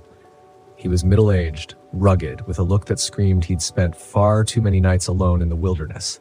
His face was drawn, gaunt, and his lips stretched into a grin that didn't reach his eyes. That's when I saw he wasn't alone. Behind him, 2 others emerged from the trees, one carrying a shovel, the other a length of rope. My mind raced. There was no way I could take on 3 people with just a hatchet. I was too far from the RV to make a run for it without getting caught. For a brief, desperate moment, I thought about negotiating, but what was I supposed to say? "Sorry, I accidentally parked in your grave digging spot?" The first man stepped forward, closing the distance between us. I took a step back, trying to keep the flashlight on him. He raised the knife, running a finger along the blade, as if savoring the tension. "People don't usually camp here alone," he said, voice low. "What makes you so special?" I didn't answer. Instead, I tightened my grip on the hatchet, ready to swing if he got any closer. But just then I heard a distant sound. An engine, maybe a truck, coming down the road. The man glanced toward the sound, a flicker of irritation crossing his face. Without another word, he motioned to the others, and they retreated back into the trees, leaving me standing there alone, heart pounding. I didn't wait to see if they'd come back. I scrambled back into the RV, locked the doors, and grabbed the satellite phone. When I finally got through to the Rangers, I told them about the grave, the men, everything. They said they'd send someone out, but it could take hours for them to reach such a remote spot. By the time the Rangers arrived, the men were long gone, but they found something chilling. A series of shallow graves scattered throughout the woods. They contained the remains of people who had vanished over the years. Campers, hikers, even a few locals. The man I'd encountered was a suspected serial killer known to prey on people camping alone in remote areas, moving from park to park, always managing to slip through the cracks. The Rangers warned me that it might be a while before they caught him, but they assured me they'd be on the lookout. I left the park the next day, cutting my trip short. My name is Kuna Prescott, and this all went down back in 2015, just a stone's throw away from Silverton, Colorado. I'd rented an old RV for the first time in years, hoping to capture a little solitude up in the San Juan Mountains. If I'm being honest, I wasn't exactly a seasoned outdoorsman, but the mountaineer was supposed to be good for the soul, right? My plan was to stay put near the Animas River, where fishing and staring off into the trees were about as ambitious as things were going to get. A decent amount of miles between myself and any phone signal felt like freedom, or at least that's what I thought until about day 2. Around noon, I noticed a beat-up truck pull up about 50 yards downriver. The guy who climbed out looked like he'd come straight out of a hunting catalog, except with more scars and less hygiene. Balding, stocky, and with a kind of feral edge to him that made me want to look away before he noticed me staring. The way he moved was calculated, slow, like he was aware of every step he took. He nodded in my direction, just enough acknowledgement to tell me he'd seen me. There was a glint in his eye, something unreadable but uncomfortable, like he was cataloging details. I shrugged it off, figuring I'd just make myself scarce if he got too close for comfort. After all, people came out here to mind their own business, and I wasn't about to let a stranger mess with my attempt at solitude. I even managed to laugh it off. The first night had been peaceful, just the usual chorus of owls and the distant rush of the river. But that second night, that's when things started getting strange. I woke up to a low sound outside the RV. Not an animal, that much I knew. It was too heavy, too deliberate. It was just outside the driver's side window, and I could feel my heartbeat pick up, racing to a rhythm I hadn't known since my younger, dumber days. There was no way I was getting up to check. I lay there barely breathing, ears straining for any sign of movement, but whatever it was had stopped. Morning came without incident, and I brushed it off as nerves. A rookie mistake, but who could blame me? I was out there alone, and that guy's face kept replaying in my mind, gnawing at the edges of my thoughts like a dog with a bone. I went out to check around the RV, half expecting to find claw marks or footprints, but the dirt was undisturbed. So I tried to relax, convincing myself it was nothing. By noon, I decided to head down to the river to fish, hoping the clear mountain water would give me some peace. I'd cast my line, settling into the rhythm of it, when a sound cracked the quiet, a sharp whistle, almost playful. I froze, turning slowly toward the source. Sure enough, there he was, leaning against a tree 100 yards upstream. The guy from the truck. He didn't move, didn't wave, just stood there, hands in his pockets, staring. The space between us felt like a thin string pulled taut, ready to snap. I tried to stay calm, lifting a hand in a casual wave before reeling in my line. I forced myself not to rush, but every instinct screamed at me to run. I trudged back to the RV, telling myself that I'd been out here long enough. As I packed up, I noticed him again, a shadow moving just behind the tree-een, watching.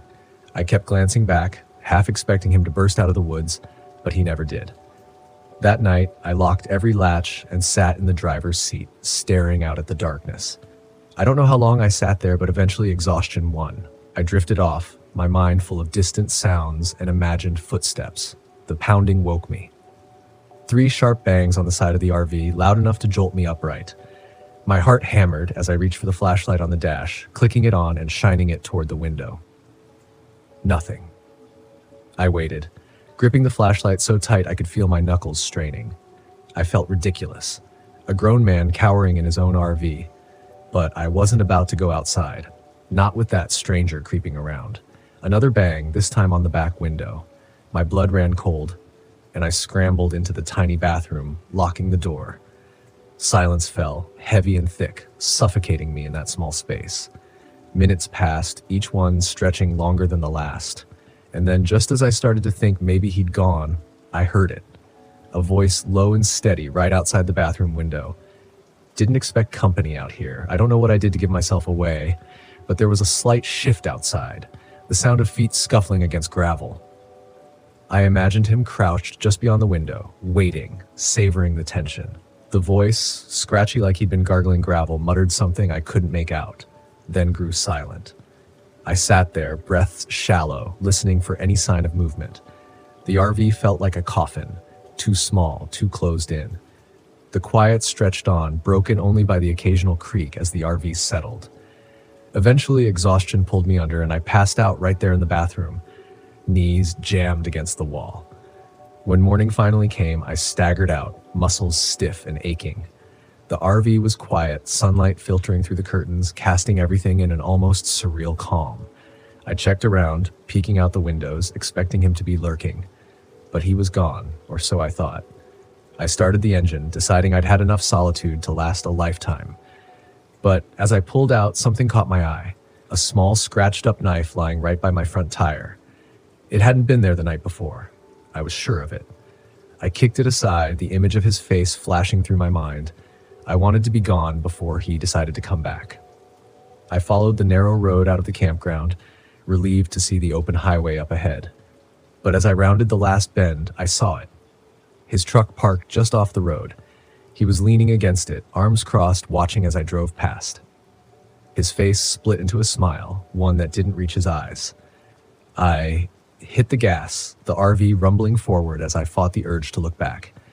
I drove straight through to the nearest town, a sleepy little place with a gas station and a diner. I parked, locking the RV behind me before heading into the diner for some coffee.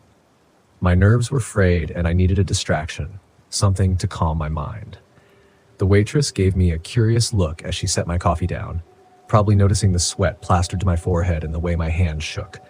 I mumbled, "Thanks," and sipped, the bitter taste grounding me. A tap on my shoulder nearly made me spill the coffee.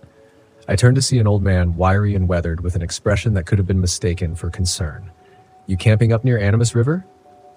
"Yeah." "Why?" He shook his head, a grim look settling over his face. "Best steer clear that spot. Ain't safe up there."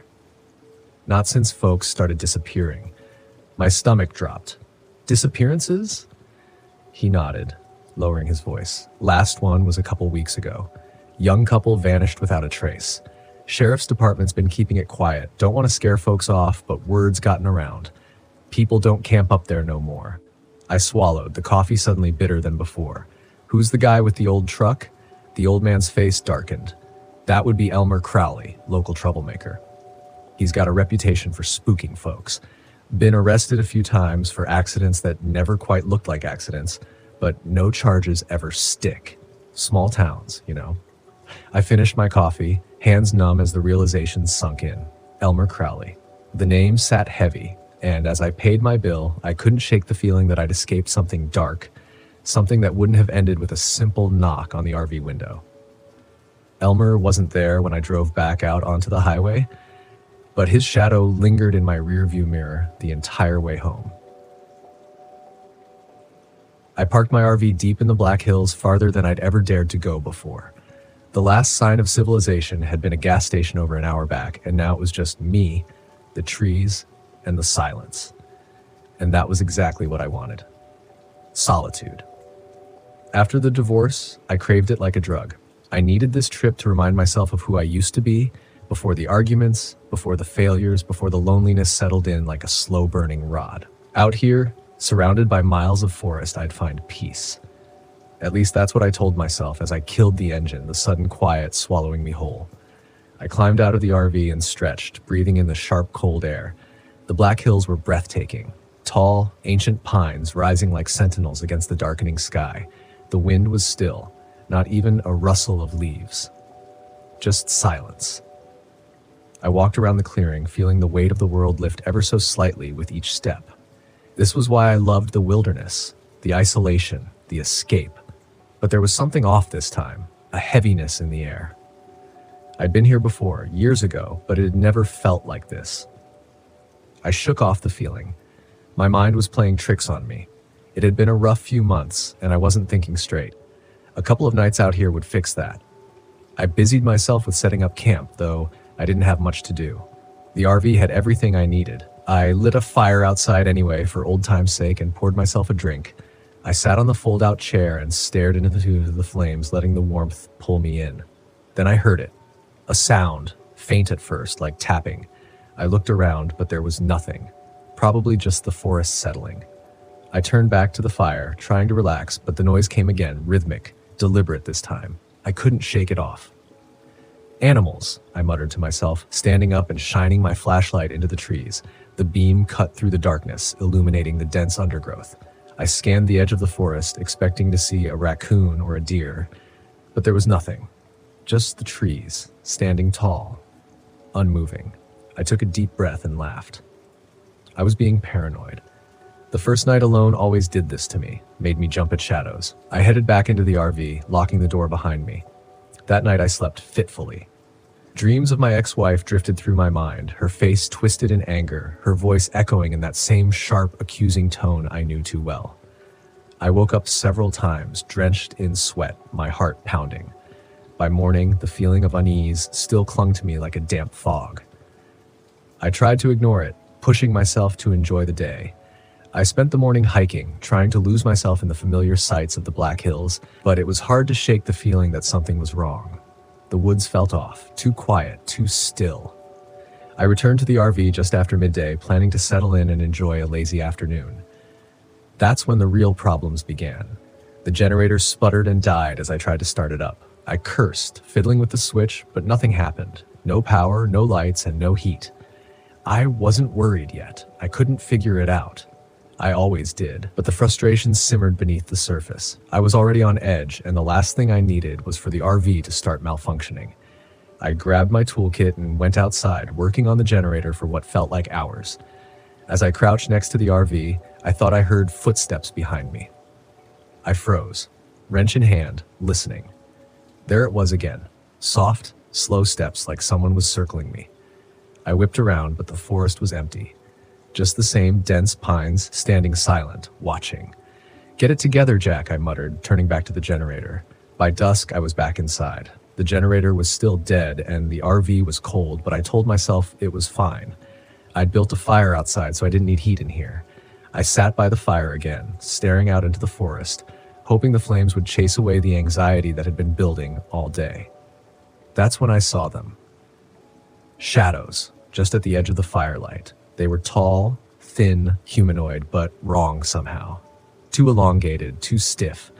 They stood between the trees, unmoving, watching me. My breath caught in my throat as I blinked, thinking I was imagining things, but they didn't disappear. They were still there, standing in the shadows just beyond the fire. "Who's there?" I called out, my voice cracking. No response. The figures remained still, their hollow eyes fixed on me. I stood up slowly, grabbing the flashlight and shining it toward them, but the beam seemed to bounce off the darkness, unable to penetrate the trees. When I lowered the light, they were gone. I stumbled back into the RV, slamming the door behind me. My heart pounded in my chest as I paced the small space, my mind racing with possibilities. Had someone followed me out here? Were they messing with me? I grabbed my phone, only to find the battery drained. Dead. The same with my watch. I was completely cut off. I tried to calm myself down, but the sense of dread was overwhelming. I felt like I was being watched, even inside the RV. I peeked out the window expecting to see those figures again, but the clearing was empty. The fire outside was still burning, casting flickering shadows across the ground. I crawled into bed, wrapping myself in blankets to ward off the chill that had settled in. I tried to tell myself it was just my imagination, that I was jumping at shadows because of the divorce, because of the loneliness. But deep down, I knew something was wrong. I barely slept that night, and when I did, my dreams were filled with strange voices, whispers that sounded like my ex-wife, but hollow, distorted. She called to me from the darkness, telling me to come outside, to follow her into the trees. When I woke, I was drenched in sweat, my heart pounding. It was morning, but the RV was still freezing. I could see my breath fogging in the air.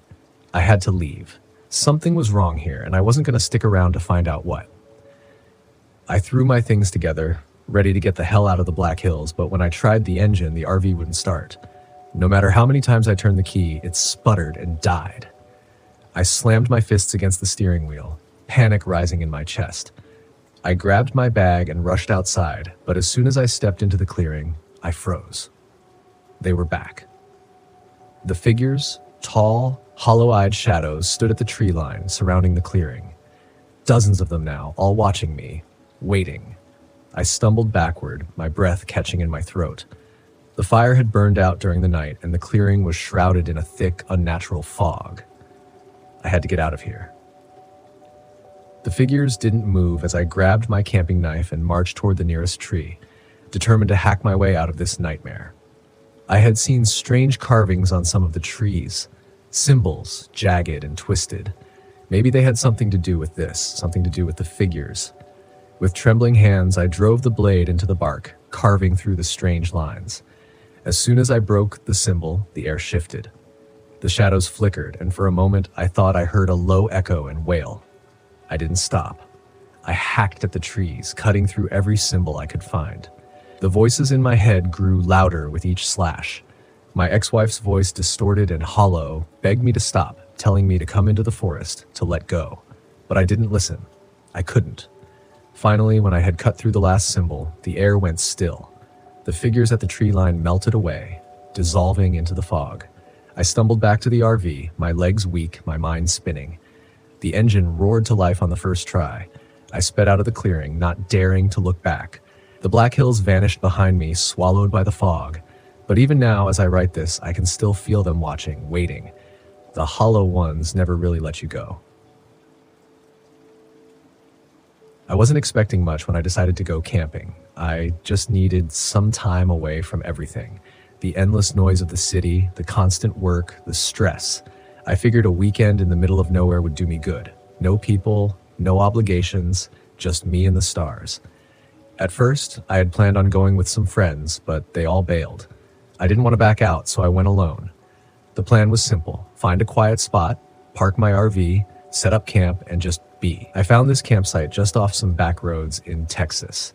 It was far enough away from the nearest town to feel isolated, but not so far that it was dangerous. I figured I'd be fine. The worst that could happen was I'd get a little bored, right? I showed up, set up my RV, and got a small fire going. Nothing crazy, just a few logs to keep warm. I had brought a cooler with some food, a couple of beers, and some books to read. As the night crept in, everything started to feel calm. Too calm, almost. The trees were dead still, the wind barely moved, the kind of silence that feels unnatural after a while. But I shrugged it off. Maybe I was just getting paranoid. It's easy to do when you're alone. I spent the evening just relaxing. I ate a simple meal, nothing fancy, grilled a few sausages, had some chips. I opened a beer and stared into the fire, watching the flames flicker.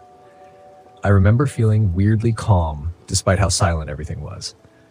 But then around midnight, the silence started to feel oppressive, almost like I was waiting for something to happen. I kept hearing sounds in the distance, something snapping in the trees, but every time I turned around, nothing was there. A raccoon? A deer? Something small? I kept telling myself it was nothing.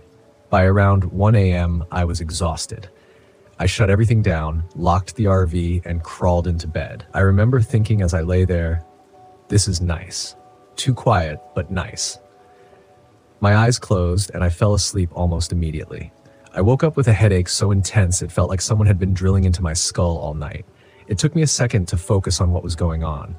I rubbed my eyes, trying to shake the fog out of my head, but it wasn't helping. Then I noticed it. The RV door was wide open. My heart skipped a beat. I hadn't opened it, I'd locked it before going to bed, I was sure of it. But there it was, the door standing wide open, the cool night air rushing in, the dim light from the campfire casting long shadows into the RV. I didn't hear anything, no footsteps, no voices. The world outside was still. It was as if the entire campground was holding its breath. But the headache, it was like nothing I'd ever felt before. I could barely think straight. I sat up in bed, my legs feeling like jelly, my mind scrambling. I tried to tell myself it was nothing, that I'd just forgotten to lock the door. But the deeper I thought about it, the more I realized something wasn't right. I stumbled out of bed, dizziness hitting me in waves. The air inside the RV felt heavier than normal, like it had been closed up for too long. I moved toward the door, trying to shake off the dizziness. When I reached the door, I looked outside. The campground was still empty, the fire burning low. The RV's steps creaked under my weight as I took a step out onto the dirt. Everything seemed normal at first, but I felt like I was missing something important. I looked back at the RV, and that's when it hit me. I didn't remember the door opening, not once, not even a crack, and I definitely didn't leave it open. I went back inside, heart hammering. I checked everything. My wallet was missing. I was sure I'd left it on the counter next to the sink, but now it was gone. I checked the windows. They were all shut tight. The curtains still drawn. No one had broken in through the windows, but that still didn't explain the door. I started to feel like I was going insane. My mind raced with possibilities. Maybe someone had been here while I slept. Maybe they had opened the door after I was knocked out. That's when I remembered the headache. I hadn't just woken up with a headache.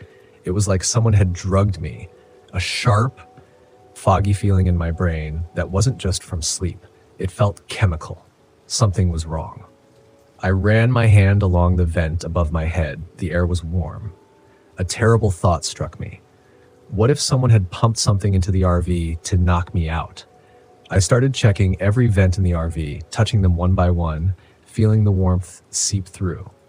It hit me that I'd never paid much attention to the ventilation before. There were no signs of a break-in, no marks on the door, no smashed windows. But what if someone had been inside, watching me while I slept? What if they'd opened the door after I was drugged? I walked around the RV again, my mind racing.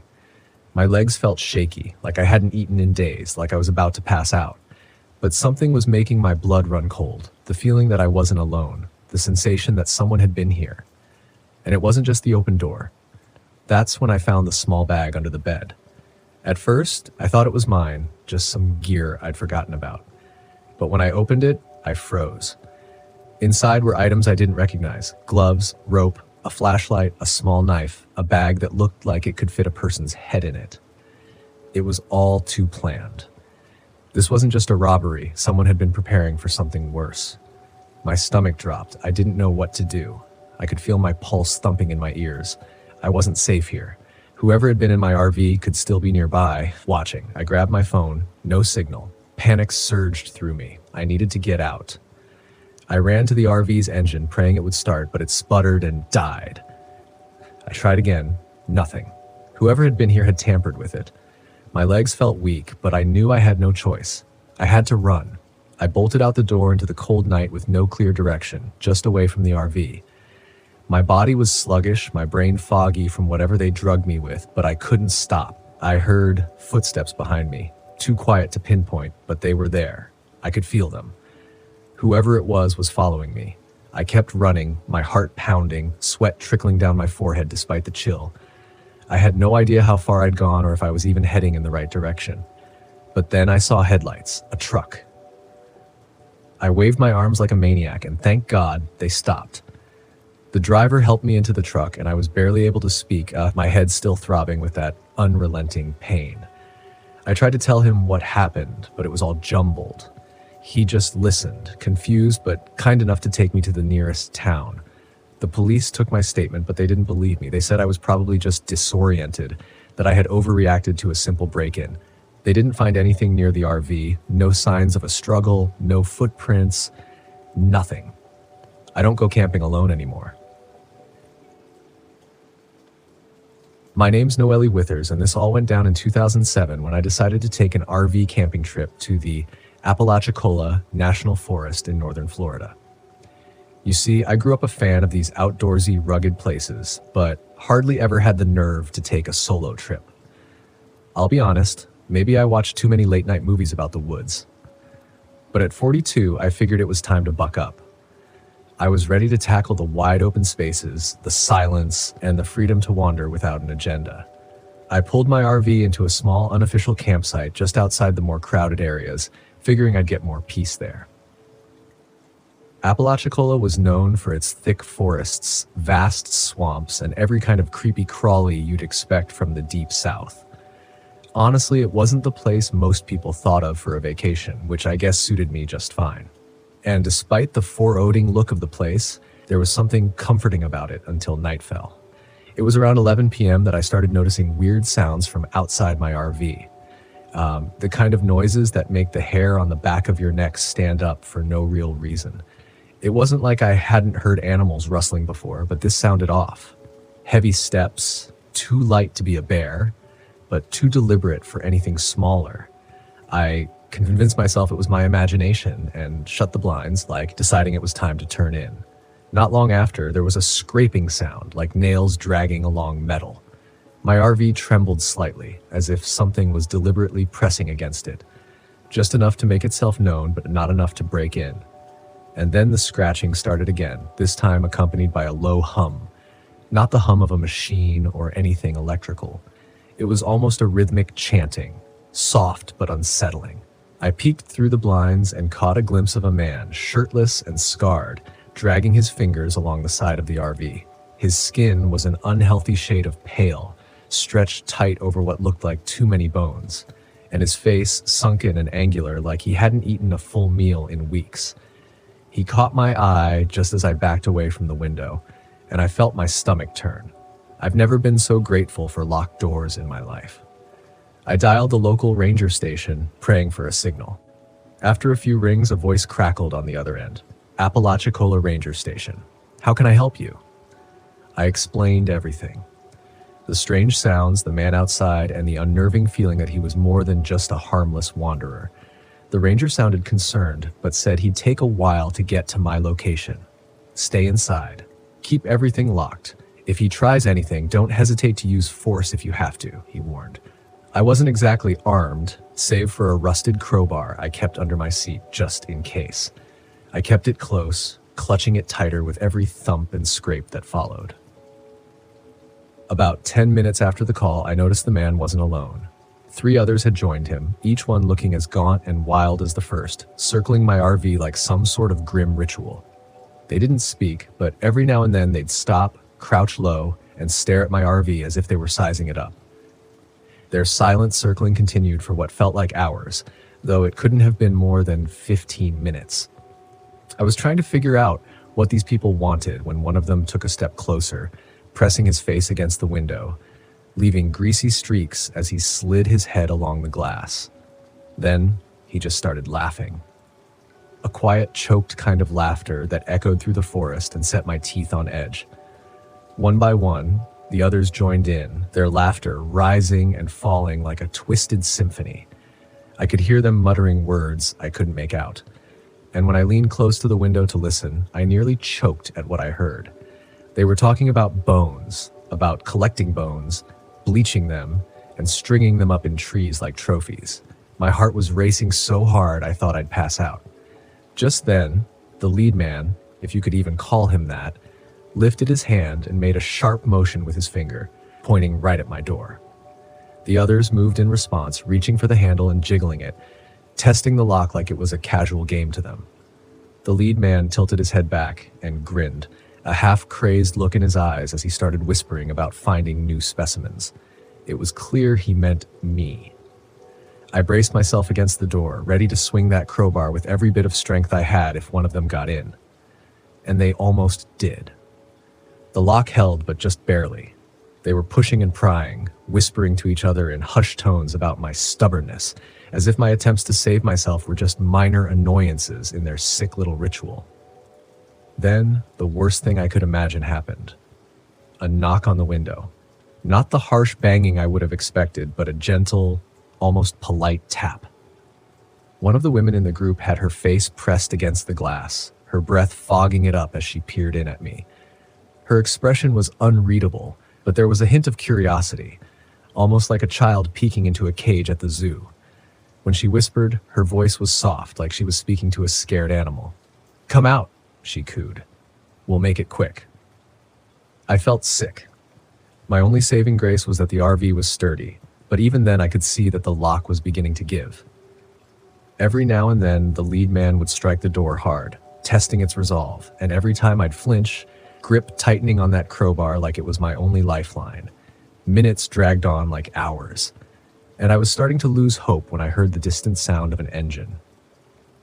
The ranger had finally shown up. The group scattered, melting into the shadows with practiced ease, like they'd done this at H100 times before. But before they vanished, the lead man gave me one last look, pressing his finger to his lips in a mocking gesture of silence. The ranger banged on my door, urging me out of the RV, and once I was safely inside his vehicle, I spilled everything. He looked grim but unsurprised, which unnerved me more than anything. "This isn't the first time we've had reports like this," he muttered, driving me back to the main campsite. "There's a group. Locals say they're from up in the mountains. They come down here sometimes looking for additions." When I pressed him for details, he just shook his head. "They've been here as long as the forest, they say. People talk, but no one really knows where they're from or what they want." I barely slept that night. Holed up in the Rurs' cabin, surrounded by walls that felt just a little more secure than my flimsy RV. But in the morning, when I gathered enough courage to head back, I found something tied to the handle of my RV door. A string of bones crudely strung together, bleached white and brittle. The ranger pulled me aside as I examined it, his face as grave as I'd ever seen. "It's a warning," he said quietly. "They'll be back, but they usually give a few weeks' grace, long enough for you to move along." I left the forest that day, the Rurs' words echoing in my head. Later, I did some digging into the area, and as it turns out, there had been a string of disappearances over the years, all from people camping alone in the forest. Each one ended the same way. An abandoned tent, an empty RV, and sometimes a string of bones left behind as a twisted calling card. They were known as the Apalachicola Shadows, an untraceable cult rumored to live off the land, lurking in the remote corners of the forest. Their members were believed to be ex-convicts, vagrants, and the truly unhinged, all drawn to each other through some twisted code of survival and terror. To this day, I've avoided anything remotely close to that forest. But even so, sometimes I wonder how close I came to being just another collection of bones for the shadows. I thought I knew isolation. I'd spent years driving across the country chasing celestial events, camping in places no one else dared to go. Black Rock Desert was supposed to be no different. I'd chosen this spot because it was one of the darkest places in the United States, far from the light pollution of cities, with nothing but the stars above and the cracked earth below. A perfect place to watch the meteor shower I'd been anticipating for months. But the desert has a way of getting under your skin. I arrived in the late afternoon, the sun blazing high, its rays bouncing off the endless white of the salt flats. The ground stretched out in every direction, flat and featureless, interrupted only by distant mountains rising like ghosts on the horizon. It was beautiful in a desolate way, the kind of place that makes you feel small and insignificant. Exactly what I needed. The RV's engine rumbled to a stop, kicking up dust as I parked. I opened the door, stepping into the dry, hot air. The silence was immediate. No wind, no rustling leaves, no distant hum of civilization. Just a profound, almost oppressive stillness. I told myself it was peaceful, that this was what I wanted. A few days alone in the desert to focus on my photography and watch the night sky. But as I looked out over the vast expanse of cracked earth, a strange feeling settled in my chest, like a weight pressing down. I brushed it off. It had been a long drive, and the heat was getting to me. I'd feel better once the sun went down. I spent the first few hours setting up camp, adjusting my telescope, and testing my camera equipment. The sky was still a blazing blue, but The desert's unforgiving heat was beginning to fade, replaced by a sharp chill as the sun sank lower. By the time dusk arrived, the temperature had plummeted, and I retreated into the RV to grab a jacket before stepping back outside. That's when the radio first crackled to life. I'd brought my old ham radio along, hoping to catch some weather updates or maybe listen in on local astronomy broadcasts. I hadn't expected much out here, but the static-filled hum surprised me. I turned the dial, searching for a signal, and for a moment I thought I'd found one, a faint voice cutting through the static. "Don't stay." I froze. The words were barely audible, like a whisper carried on the wind, but they were unmistakable. I leaned closer, adjusting the frequency, but the voice was gone, replaced by the familiar hiss of static. I turned the radio off, chalking it up to interference, old equipment, or weird atmosphere. Still, the unease in my chest was growing. The first night was incredible. The sky came alive with meteors streaking across the blackness, more stars than I'd ever seen in my life. I stood in awe, snapping pictures, adjusting my telescope, completely losing track of time. Out here, under the stars, the rest of the world felt far away. It was just me, the night, and the vastness of space. And yet, something nagged at me. When I reviewed the photos later, I noticed something strange in the background of one of my long exposure shots. There was a blur, a faint, almost imperceptible smudge. At first, I thought it was a mistake, dust on the lens, maybe, or a glitch in the camera's settings. But as I scrolled through the rest of the images, the blur appeared again in each photo. It seemed to be getting closer to the RV. I wiped the camera lens, took another shot, and stared hard at the screen. Nothing. It had to be some kind of artifact from the desert air, the heat mixing with the cold night, playing tricks on the lens. Still, the feeling in my chest tightened. I turned in early, trying to push the unease aside, telling myself I'd check the equipment in the morning. Day 2 was different. I woke to a stifling heat that even the RV's air conditioning couldn't seem to fight. I cursed, fiddling with the controls, but the air blowing through the vents was weak and warm. I grabbed a bottle of water and stepped outside, hoping the breeze would provide some relief, but the air was dead still as the grave. I spent most of the day trying to fix the RV's engine, which had been acting sluggish since I arrived. I knew I should be enjoying the desert, but the more time I spent out there, the more the silence started to gnaw at me. It wasn't the peaceful isolation I had expected. It felt watchful. As the day dragged on, the sun beat down, turning the ground beneath my feet into a furnace. The radio, which had been quiet since last night's strange transmission, crackled to life again. This time, the voice was clearer. "Danger. You need to leave." I dropped the wrench I was holding, staring at the radio in disbelief. The voice was faint, distorted, like it was coming from miles away, but it was unmistakable. Someone, or something, was speaking to me. I snatched up the radio, twisting the dial, trying to find the source. Static. Nothing but static. The voice was gone again, leaving me standing in the middle of the desert, sweat running down my back, my heart hammering in my chest. I should have left then. I should have packed up and driven out of there.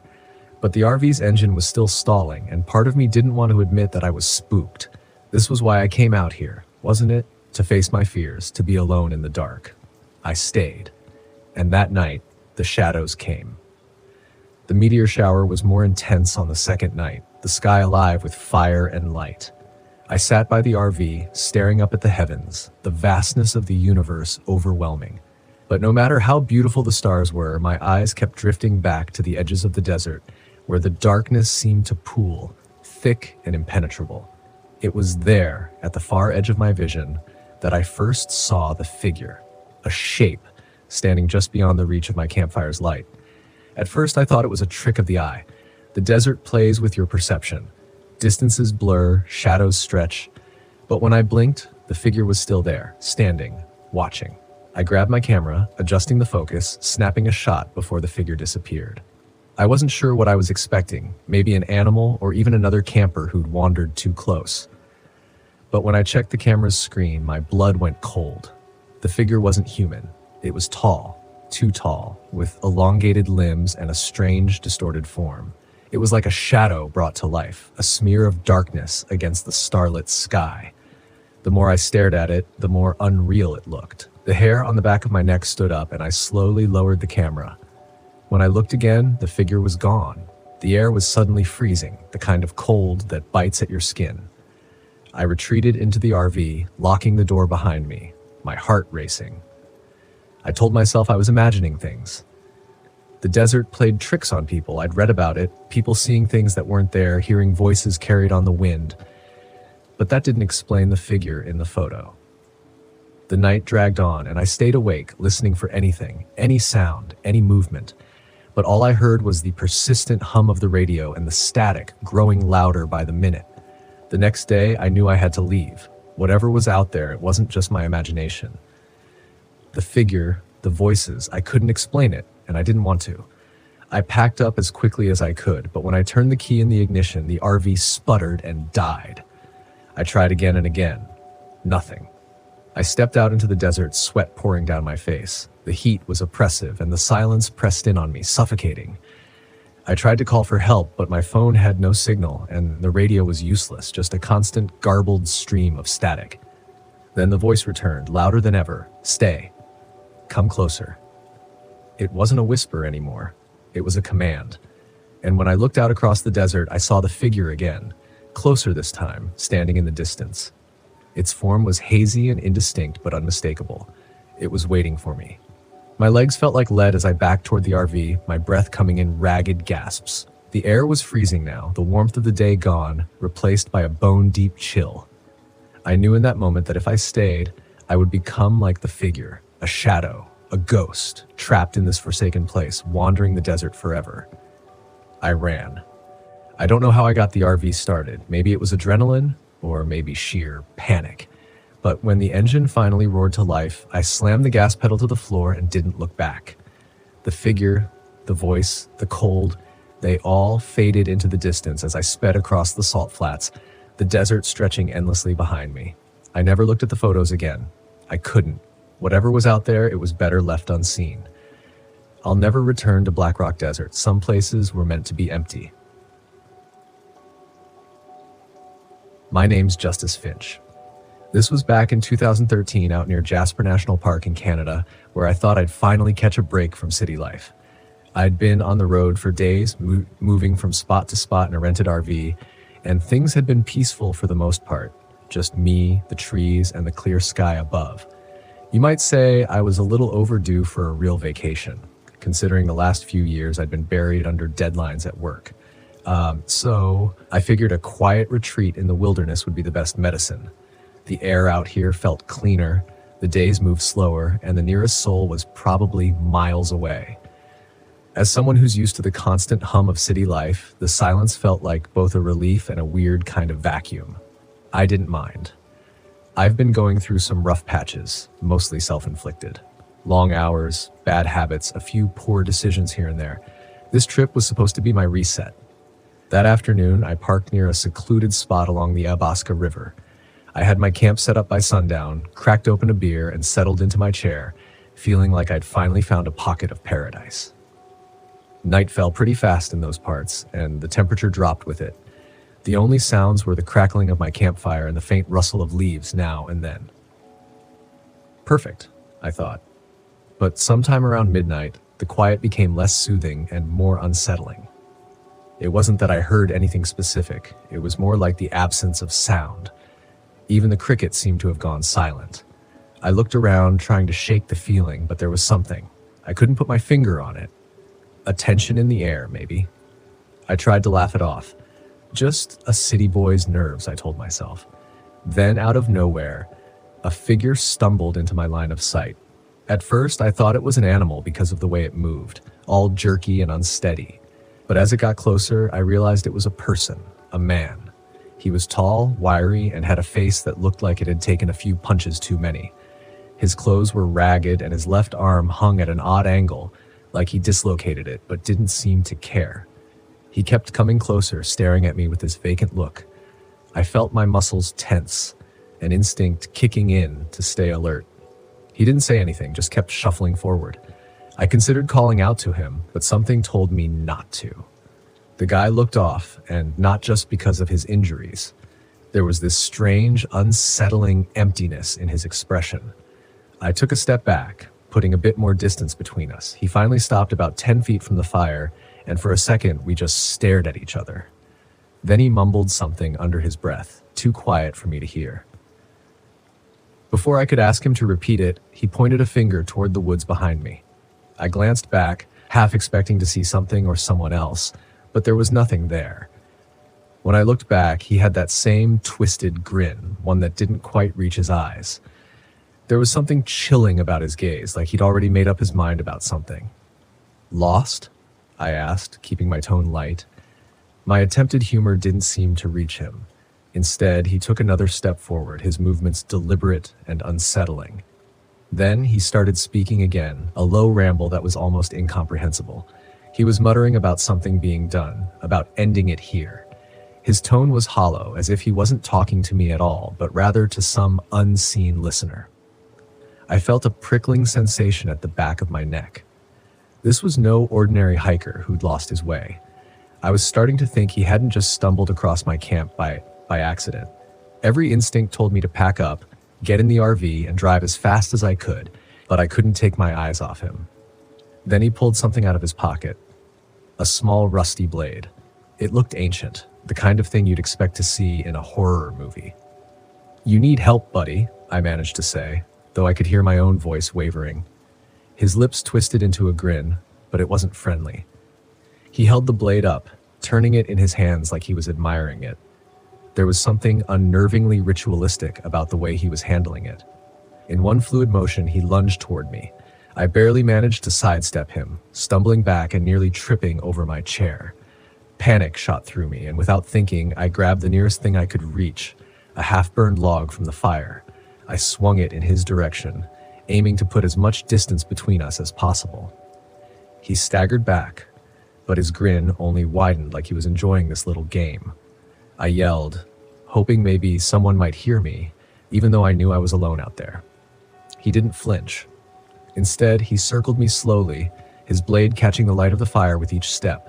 My mind raced as I tried to think of a way out, but he was between me and the RV, cutting off any chance of escape. Out of nowhere, he started talking again, his voice rising and falling in a manic rhythm. He muttered something about sacrifices, about how it was time to end it. His words were nonsensical, yet somehow that made them even more terrifying. It felt like he was reciting some twisted manifesto meant only for himself. I kept moving backward, trying to inch closer to the RV without making it obvious. The man must have noticed, though, because his expression changed, his grin vanishing in an instant. He lunged at me again, faster than before. I swung the log, catching him square in the shoulder.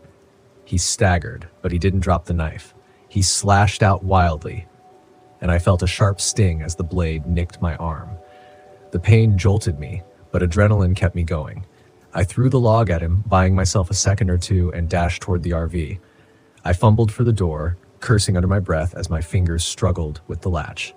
Finally, the door gave way, and I threw myself inside and slamming it shut behind me. I locked it just as he slammed against the door, his face twisted with rage. I could hear him pounding on the side of the RV, shouting something incomprehensible. I stumbled toward the driver's seat, my hands shaking as I fumbled for the keys. As the engine roared to life, I glanced in the side mirror. He was standing there breathing heavily, his eyes fixed on me with an intensity that made my blood run cold. I didn't wait around to see what he'd do next. I floored it, the RV lurching forward as I sped away from the campsite. In the rearview mirror, I saw him standing there watching me go, his face a mask of anger and something else. Disappointment, maybe. It was as if he was genuinely upset that his ritual or whatever he had planned had been interrupted. I didn't care. All I wanted was to put as much distance as possible between us. The drive back to the nearest town was a blur, my heart racing the entire time. When I finally reached a small diner, I pulled over and stumbled inside, still shaken. The staff took one look at me and knew something was wrong. After a lot of coaxing, I told them what had happened. One of the waitresses called the local authorities, and soon a couple of officers arrived to take my statement. As I recounted the encounter, they exchanged glances, their faces grim. Apparently, there had been reports of a man fitting his description. A drifter who'd been spotted near campsites and backwoods trails. The police suspected he was part of some sort of cult that had been rumored to operate out in the wilds, carrying out rituals or sacrifices. One officer mentioned that they'd found traces of what looked like human remains in some abandoned campsites around the area, though nothing had been confirmed yet. They warned me to stay away from isolated areas, especially since it seemed this guy or his group might still be out there. They promised to investigate further, but there was only so much they could do with the little information they had. As I sat there in that diner, a mix of exhaustion and relief washing over me, I couldn't shake the image of that man. His twisted grin and the way he looked at me, like I was just another part of his ritual. The police never found him, and as far as I know, he's still out there somewhere, lurking in those remote woods. The road into the Adirondacks was long, winding, and empty, just how I liked it. After a few hours of driving, I pulled the RV off the narrow trail and into a small clearing by the lake. The pines stretched high and thick around me, their dark green needles blending into the overcast sky. This was exactly what I needed: complete isolation. No people, no noise, just the quiet of the forest and the sound of my own thoughts. I parked the RV, turned off the engine, and stepped outside. The air was cool, crisp, with the faint smell of pine and damp earth. The only sound was the occasional rustling of leaves in the breeze and the distant ripple of water. Perfect. This place would give me the quiet I craved, a chance to think without the distractions of civilian life. Ever since leaving the military, I'd been chasing peace, and this felt like it could be the spot where I'd finally find it. I grabbed my gear and went about setting up camp. It didn't take long.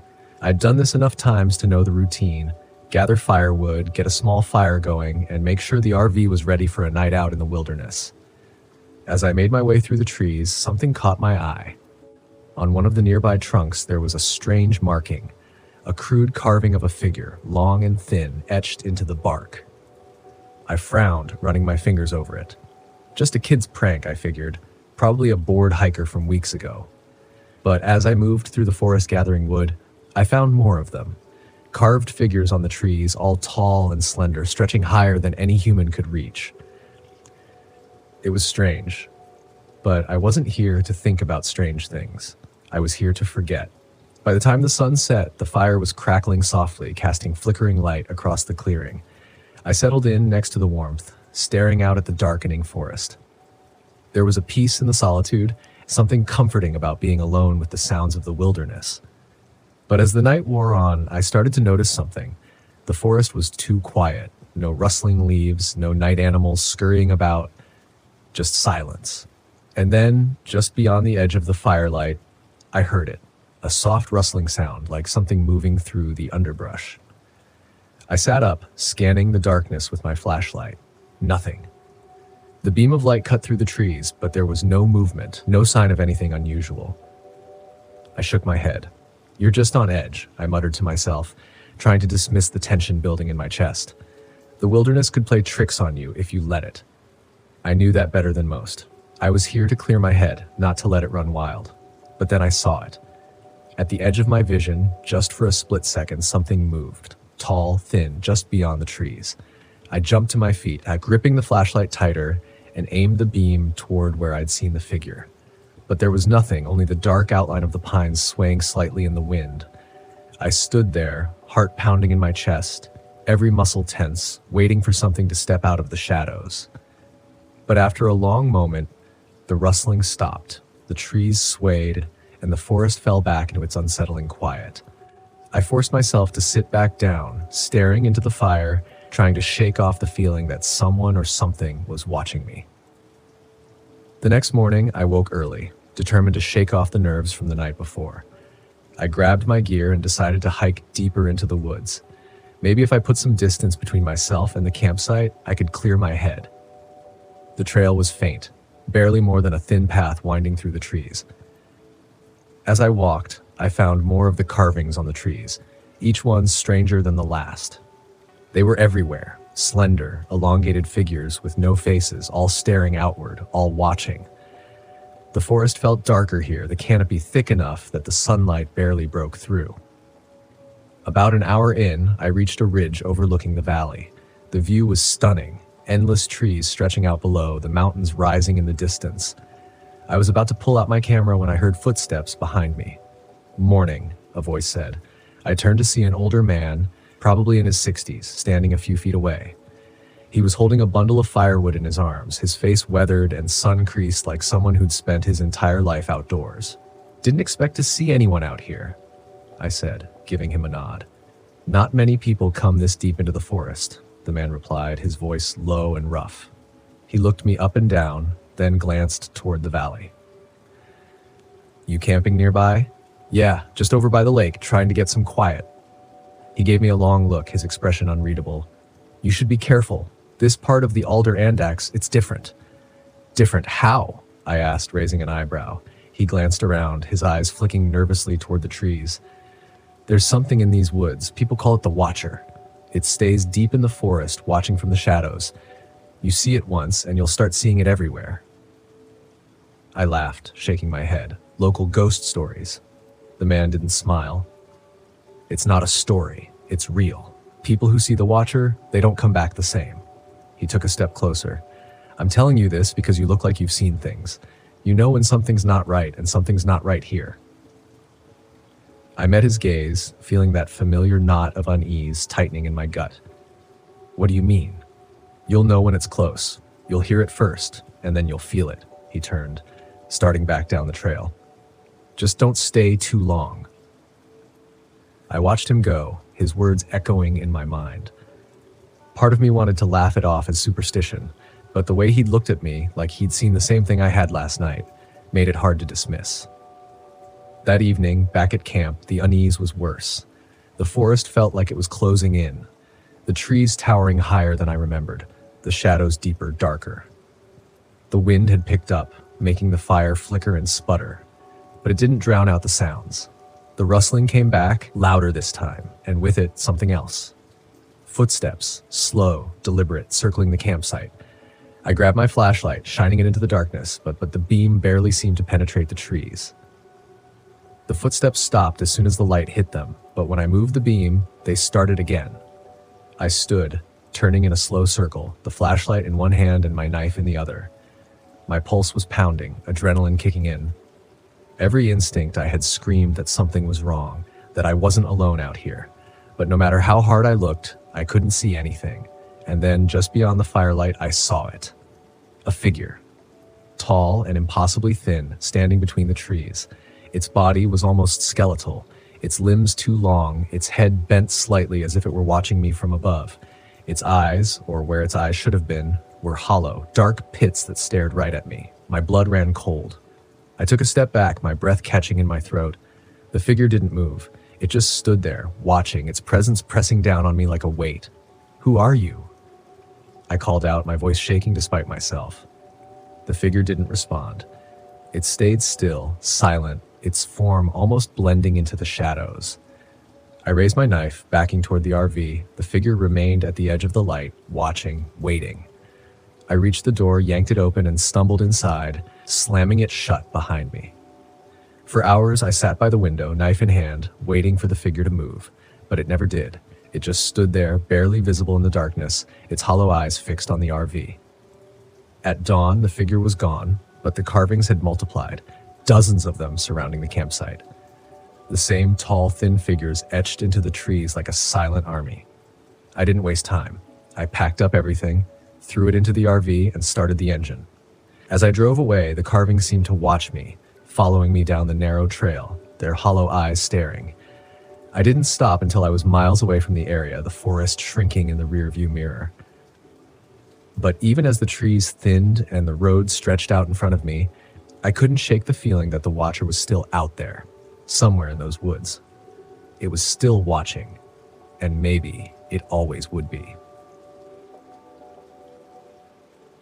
My name is Oakley Whitaker, and back in 2015, I took a solo RV trip through the remote parts of the Gila National Forest in New Mexico just to get away. You know, I'd been through a brutal breakup, and I was craving a little peace and quiet. Thought some quiet time out there might actually do me some good. Plus, I always liked a bit of adventure, and nothing sounded better than miles of solitude where no one knew my business. It was late afternoon when I finally parked the RV by a rocky clearing near the edge of a small river.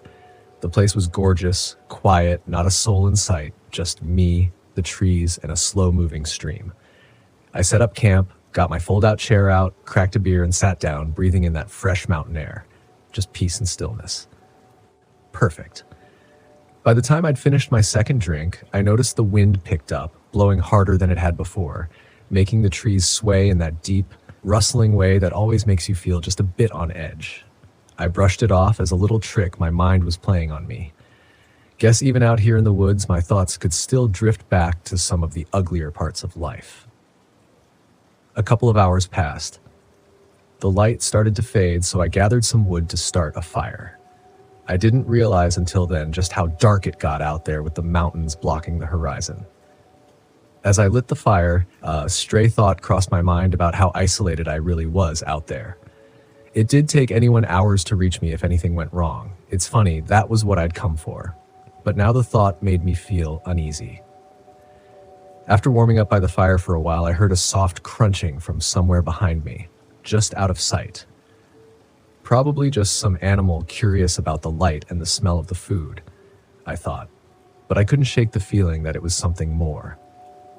The footsteps weren't the quick, light steps you'd expect from a rabbit or a fox. They were slower, almost deliberate. I grabbed my flashlight, aiming it in the direction of the sound. The beam caught a shape.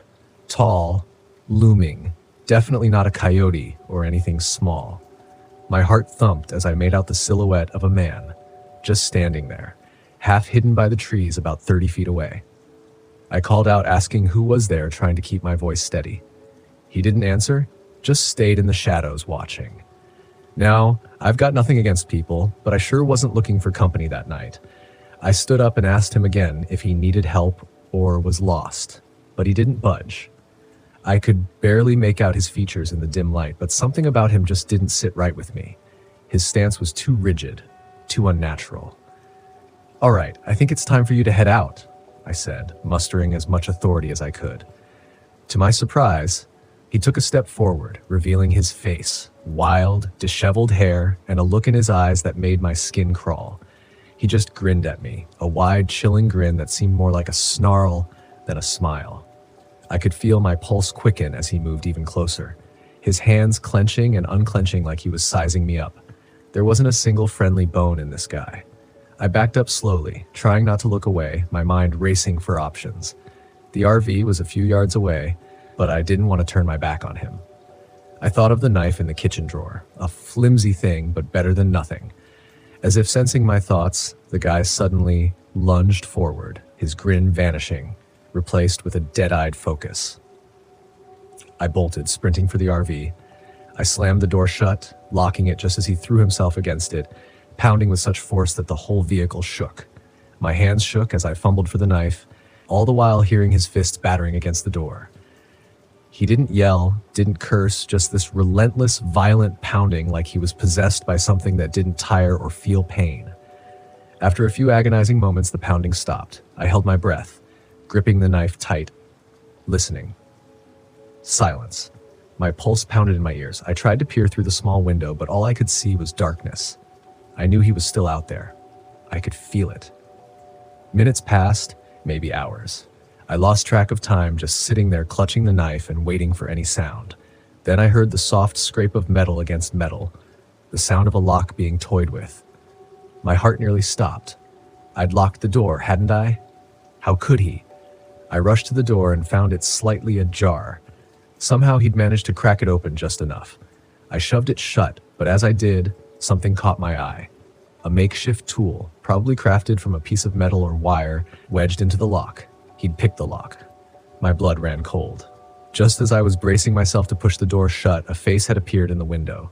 His face inches away, his grin wider and more twisted than before, as if he was savoring every moment of my fear. He tapped the window with a crooked finger, then pressed his face against it, his mouth moving silently, mouthing words I couldn't make out. The tapping continued, rhythmic, taunting. I backed away slowly, moving further into the RV, realizing that I had only two options: wait him out or make a run for it. But where would I go? Outside was nothing but pitch black wilderness, and if he could pick the lock, He'd get in eventually. I made a decision. I was done sitting there like a scared rabbit. I grabbed a heavy wrench from under the sink, clenched it in my hand, and forced myself to step toward the door. If he was getting in, he'd have to go through me. As I neared the door, I heard a low chuckle from outside, followed by a whispered taunt. "You think you're safe in there?" His voice was rough, like he hadn't spoken in years, almost feral. Something snapped at me then. Anger replaced the fear, and I flung the door open, wrenched, ready to swing. But he wasn't there. I looked around, breathing hard, the night swallowing up every sound. Just when I thought maybe he'd finally left, I heard his footsteps circling the RV, slow and deliberate, like he was toying with me. Then a loud crash. I spun around to see that he'd smashed the back window with a rock, shattering glass everywhere. I didn't wait for him to get inside. I bolted out the front door into the night, wrench still in my hand. I didn't have a plan, but I knew staying inside was a death sentence. I sprinted into the trees, branches scratching at my face, feet pounding the earth as I pushed deeper into the forest, trying to lose him in the maze of trees. Behind me, I could hear him crashing through the brush, laughing, that awful guttural laugh that echoed through the forest. I ran until my lungs burned, until my legs felt like they were going to give out. I found a thick cluster of trees and crouched down, trying to slow my breathing, trying to make myself invisible. The footsteps got closer, slower now, like he knew I was nearby. He was talking to himself, muttering words I couldn't make out, but it was clear he was enjoying this. I don't know how long I crouched there, but eventually his footsteps faded. I stayed there, still and silent, waiting to make sure he was gone. Finally, when I couldn't hear anything but the wind in my own heartbeat, I crept back toward the RV, hoping he'd left it. The RV was trashed. The back window was shattered, glass covering the floor, and the door hung open, swinging slightly in the breeze. I could see my things scattered as if he'd been rifling through them. But he was gone. Just gone. I didn't stick around to question it. I threw whatever I could salvage back into the RV and got the hell out of there. Driving down that winding forest road faster than I probably should have, not stopping until I was miles from that place. Later, when I was safely out of those mountains, I did some digging. Found out that he was a drifter who'd been spotted in the area a few times. People said he lived up there hiding out, getting by on whatever he could steal from campers and hikers. He'd been arrested a few times, always let go due to lack of evidence. But there were stories about him, stories that made my blood run cold. He'd attacked people before, had some sort of twisted thrill for it. I should have known something was wrong the second I stepped out of the RV. The forest around me felt too still, the kind of stillness that makes you question whether the world itself is holding its breath, waiting for something to happen. But I brushed it off. I was in the middle of the Sawtooth National Forest, miles from any other campers or hikers. This was exactly what I wanted, complete isolation. This place was going to make for the perfect series on my channel. Unmarked trails. I'd call it a deep dive into forgotten paths, places people were too afraid to explore. And this one, it had all the elements of a viral video. No one knew much about the unmarked trail I was hunting, only vague rumors of hikers disappearing and whispered stories of something called the Collector. Something about that name intrigued me. I wasn't one to believe in folklore or ghost stories, but my audience loved them, and that's what mattered. The first 2 days passed uneventfully. I hiked, filmed B-roll footage, and narrated into my camera about the history of the area. The trail I was following wasn't exactly easy to find. I had to rely on a few tips from locals, a vague map sketched by a guide at a general store, and a lot of guesswork. But I found it, an overgrown path cutting into the forest, almost hidden by the surrounding brush. Perfect. This is it, I said into the camera, feeling the excitement bubble up. The forgotten trail. I spent that afternoon hiking along it, deeper into the wilderness than I'd planned. Time got away from me, but the sun was still up, casting golden light through the canopy. I knew I had to head back to camp soon, but the trail kept pulling me further. I wanted more footage, more content for the channel. By the time I returned to my RV, dusk was settling in. I set my gear down, sat by the fire I'd built earlier, and reviewed the footage. That's when I noticed it. In the background of one of my shots, there was something. A figure standing just at the edge of the trees. It was faint, barely visible, but definitely there. A tall, shadowy outline, watching me. I rewound the clip and zoomed in, but when I played it back again, the figure was gone. Just trees. The hairs on the back of my neck stood up. I had been alone all day, hadn't I? It's nothing, I muttered to myself, shaking off the creeping unease. Probably a glitch in the camera, some kind of light distortion. I'd seen that before. But even as I tried to rationalize it, my eyes kept drifting back to the tree line, scanning for movement. Nothing. That night, I barely slept. Every little noise made me sit up in bed, ears straining, heart pounding. But the forest was quiet, just the occasional rustle of leaves. Still, that feeling, the gnawing sensation of being watched, clung to me, even as the fire burned down to embers outside. The next morning, I pushed my nerves aside and geared up again. Today was the day I was going to push deeper into the trail. I was determined to find something, anything, that could give my channel the edge I was looking for. I packed my camera, drone, and enough supplies to last until nightfall. As I set off, something felt different. The forest had taken on an oppressive quality. The air was heavier, the light dimmer. The trail seemed to have changed too. The trees were growing closer together, the undergrowth thicker. Landmarks I thought I'd passed before were suddenly missing, or maybe I'd misremembered them. Either way, I felt more disoriented than I'd like to admit, but I pressed on. Several hours into the hike, my camera started malfunctioning. The battery, fully charged that morning, drained rapidly. The drone refused to take off. When I checked the footage I'd shot, static filled the screen, blurring everything. My frustration grew, but I wasn't about to quit. Not yet. That's when I saw it again. Ahead on the trail, the figure. It stood between two trees, far enough away that I couldn't make out any details, but close enough to feel its presence. Tall, impossibly tall, and still. My breath hitched as I fumbled for the camera, but by the time I raised it, the figure had vanished again. I stood frozen for a moment, my pulse racing. What the hell was that? I wasn't imagining things. There had been someone or something out there. But there was no sign of anyone now. No footprints, no rustling leaves, just silence. I should have turned back then. I should have packed up and left. But something deeper than curiosity kept me going. It was pride, maybe ego, the need to prove to myself that I wasn't just a YouTuber chasing shadows. I was a professional. I knew these woods. I pressed on, my mind racing with thoughts of how this footage, real or not, could be my breakthrough. I could see the thumbnails, the titles, the Cursed Collector Trail, captured on film. It would go viral. Guaranteed. But as the hours dragged on, the trail seemed to twist and turn in ways that didn't make sense. I wasn't sure how far I'd gone anymore. The sun, which should have been high in the sky, seemed to hang low, casting long shadows earlier than it should have. And then I heard the whispers. At first, they were faint, barely audible over the crunch of my boots on the dirt, but the deeper I went, the clearer they became. Voices indistinct, like a conversation just out of earshot. I stopped, straining to listen. My heart thudded in my chest.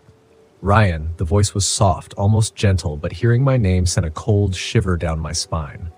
I spun around, scanning the forest, but there was no one. Just trees. And then there it was again. The figure, closer this time. It stood in the shadows, tall and unmoving, its eyes glowing faintly in the dim light. I took a step back, my breath quickening. This wasn't possible. It couldn't be real. Ryan. The voice was clearer now, coming from the figure. My legs felt heavy, frozen in place as I stared, unable to look away. It didn't move, didn't approach. It just stood there, watching. I fumbled for my camera, hands shaking, but when I hit record, the screen flickered and went black. The battery was dead again. My phone too, completely drained, though it had been fully charged that morning. Panic surged through me. I turned and bolted down the trail, my feet pounding the dirt. But no matter how far I ran, the forest seemed to stretch on forever. The landscape twisted around me, trails splitting off in directions I hadn't seen before, paths looping back on themselves. I was trapped. I stopped to catch my breath, leaning against a tree, my head spinning. The whispers hadn't stopped. They circled around me now, growing louder, more insistent. Come deeper. I shook my head, trying to clear the fog of fear that clouded my mind. I wasn't going to let this happen. I'd survived worse. I just needed to think. to get my bearings. But then I saw it, my camp, the RV. I stumbled forward, relief flooding through me as I reached the clearing. But something was wrong. The RV looked different, older, like it had been sitting there for years, weathered and decaying. I backed away slowly, my mind racing. This wasn't possible. I had only been gone a day, 2 at most, but the way the RV sagged, its windows cracked, and the rust that ate away at the metal, it felt like I'd been gone for much longer. "Ryan?" The voice was right behind me. I turned, and there it was, the collector. It stood at the edge of the clearing, its shadows stretching toward me, its eyes glowing brighter now, like embers in the dark. I wanted to run, but my legs wouldn't move. "Ryan, come with me." The collector's voice was a low whisper, soft and inviting, pulling at me, urging me to follow. It took a step forward, and I could feel its presence, heavy and cold, as though the very air around me had thickened. "No," I choked out, my voice barely audible.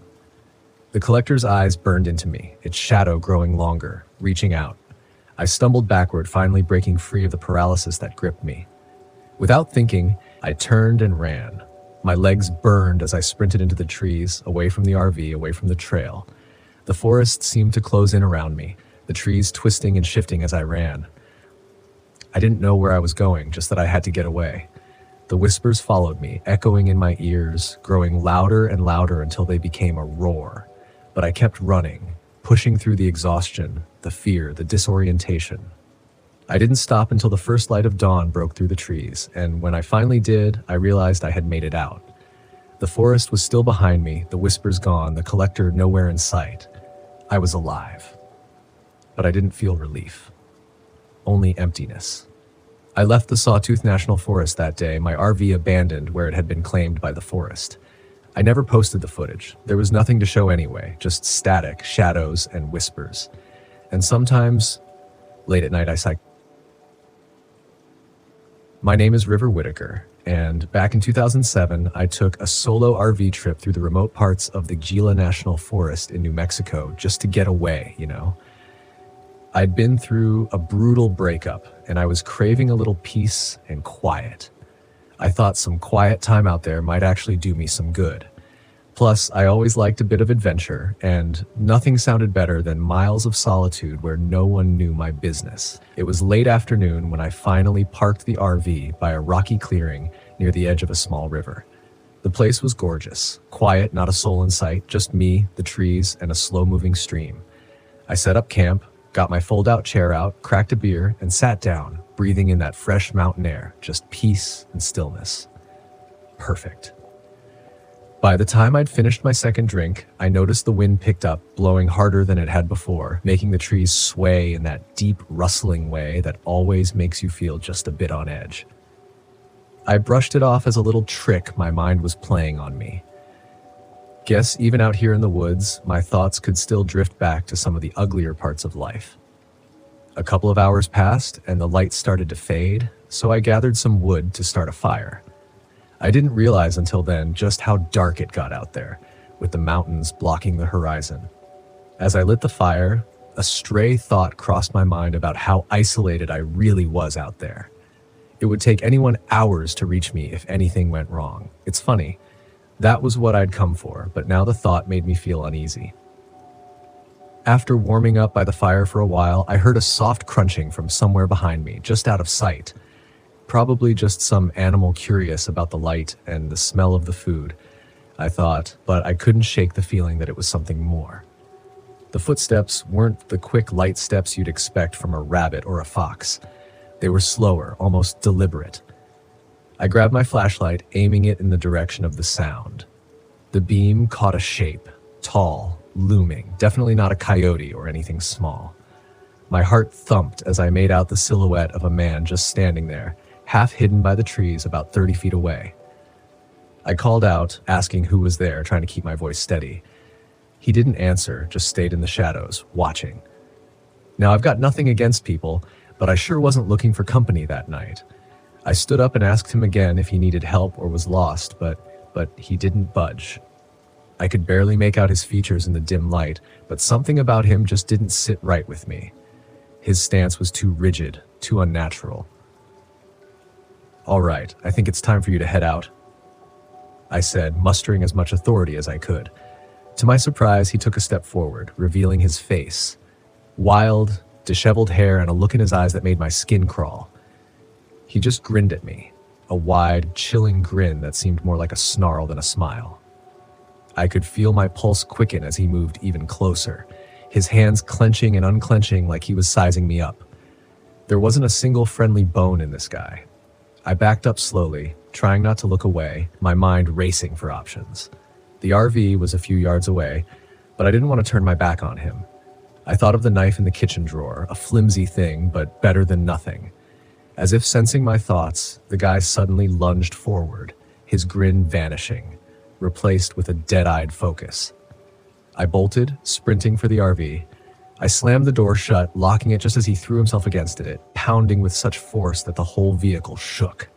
My hands shook as I fumbled for the knife, all the while hearing his fists spattering against the door.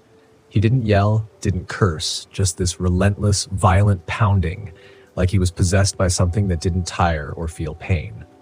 After a few agonizing moments, the pounding stopped. I held my breath, gripping the knife tight, listening. Silence. My pulse pounded in my ears. I tried to peer through the small window, but all I could see was darkness. I knew he was still out there. I could feel it. Minutes passed, maybe hours. I lost track of time, just sitting there, clutching the knife and waiting for any sound. Then I heard the soft scrape of metal against metal, the sound of a lock being toyed with. My heart nearly stopped. I locked the door, hadn't I? How could he?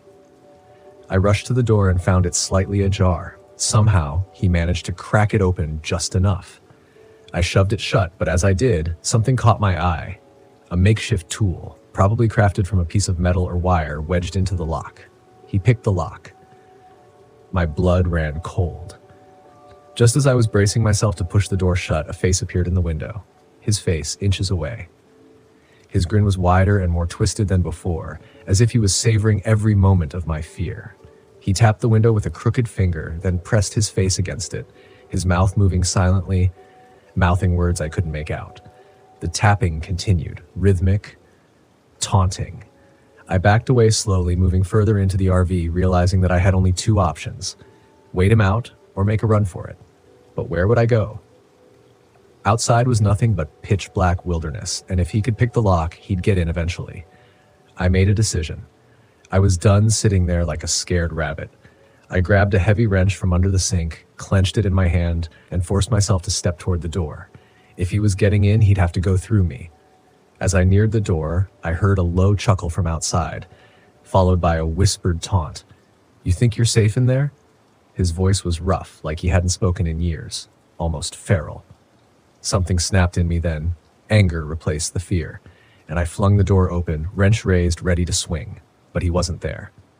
I looked around, breathing hard. The night swallowed up every sound.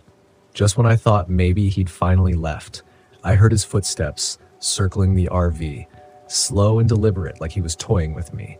Then a loud crash. I spun around to see that he'd smashed the back window with a rock, shattering glass everywhere. I didn't wait for him to get inside. I bolted out the front door into the night, wrench still in my hand. I didn't have a plan, but I knew staying inside was a death sentence. I sprinted into the trees, branches scratching at my face, his feet pounding the earth as I pushed deeper into the forest, trying to lose him in the maze of trees behind me. I could hear him crashing through the brush, laughing that awful, guttural laugh that echoed through the forest. I ran until my lungs burned, until my legs felt like were going to give out. I found a thick cluster of trees and crouched down, trying to slow my breathing, trying to make myself invisible. The footsteps got closer, slower now, like he knew I was nearby. He was talking to himself, muttering words I couldn't make out, but it was clear he was enjoying this. I don't know how long I crouched there, but eventually his footsteps faded. I stayed there, still and silent, waiting to make sure he was gone. Finally, when I couldn't hear anything but the wind and my own heartbeat, I crept back toward the RV, hoping he'd left it. The RV was trashed. The back window was shattered, glass covering the floor, and the door hung open, swinging slightly in the breeze. I could see my things scattered as if he'd been rifling through them. But he was gone, just gone. I didn't stick around to question it. I threw whatever I could salvage back into the RV and got the hell out of there, driving down that winding forest road faster than I probably should have, not stopping until I was miles from that place. Later, when I was safely out of those mountains, I did some digging. Found out that he was a drifter who'd been spotted in the area a few times. People said he lived up there, hiding out, getting by on whatever he could steal from campers and hikers. He'd been arrested a few times, always let go due to lack of evidence. But there were stories about him, stories that made my blood run cold. He'd attacked people before, had some sort of twisted thrill for it. My name is Scout Finch, and in 2017, I took my RV up to the remote corners of Glen National Park in the Yukon Territory. I figured that after years of crunching numbers as an accountant, a little adventure might do me some good. Always the guy behind the desk, I wanted to be the guy behind the wheel for once. The drive was long but breathtaking. Towering mountains draped in glaciers loomed over dense forests, and the air was so crisp it felt like a tonic. I parked my RV at a secluded spot near a pristine lake, the kind of place you'd see on a postcard. It was just me, the wilderness, and a stack of mystery novels I'd been meaning to read. On the second day, I met a fellow camper named Hank, a grizzled old-timer with a beard that could house a family of birds. He was full of stories about the area. "You picked a heck of a spot, Scout," he said. "Not many folks come out this far. Keeps the riffraff out." "Well, except for us accountants seeking thrills," he chuckled. "Just keep an eye out for the wildlife. Bears around here have a sweet tooth for city folk." We shared a laugh, and he offered me some freshly caught trout before heading back to his campsite. That night, I cooked the fish over a campfire, feeling more content than I had in years. The stars overhead were so bright, they seemed to poke holes in the sky. The following morning, I decided to hike a nearby trail Hank had mentioned. It was supposedly an old trading route used by First Nations people, rarely trodden these days. Armed with a map, a compass, and my questionable sense of direction, I set off. About an hour into the hike, I stumbled upon something unusual, a series of wooden carvings hanging from the trees. They were intricate, depicting various animals and symbols I didn't recognize. One looked like a wolf intertwined with vines, another was a raven with outstretched wings. "Local art installation," I mused aloud. "Banky, eat your heart out."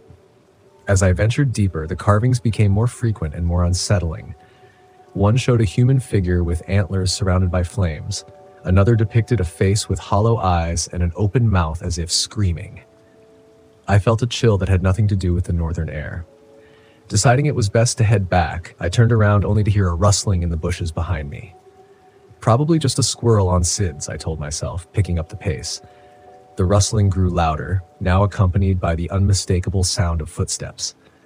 I glanced over my shoulder but saw nothing. The forest seemed denser than before, the trees pressing in like silent onlookers.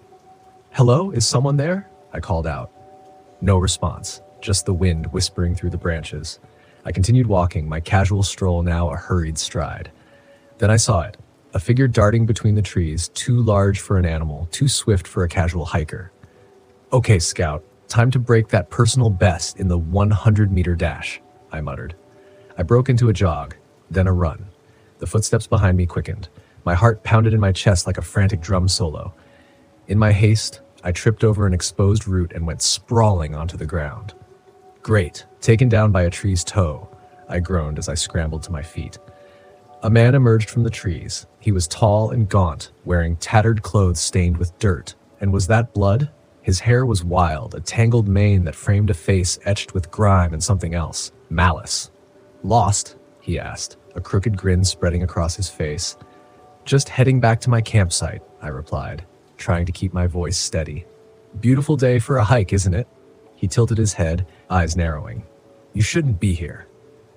"Funny, I was just thinking the same thing," I said, attempting a disarming smile. He took a step closer.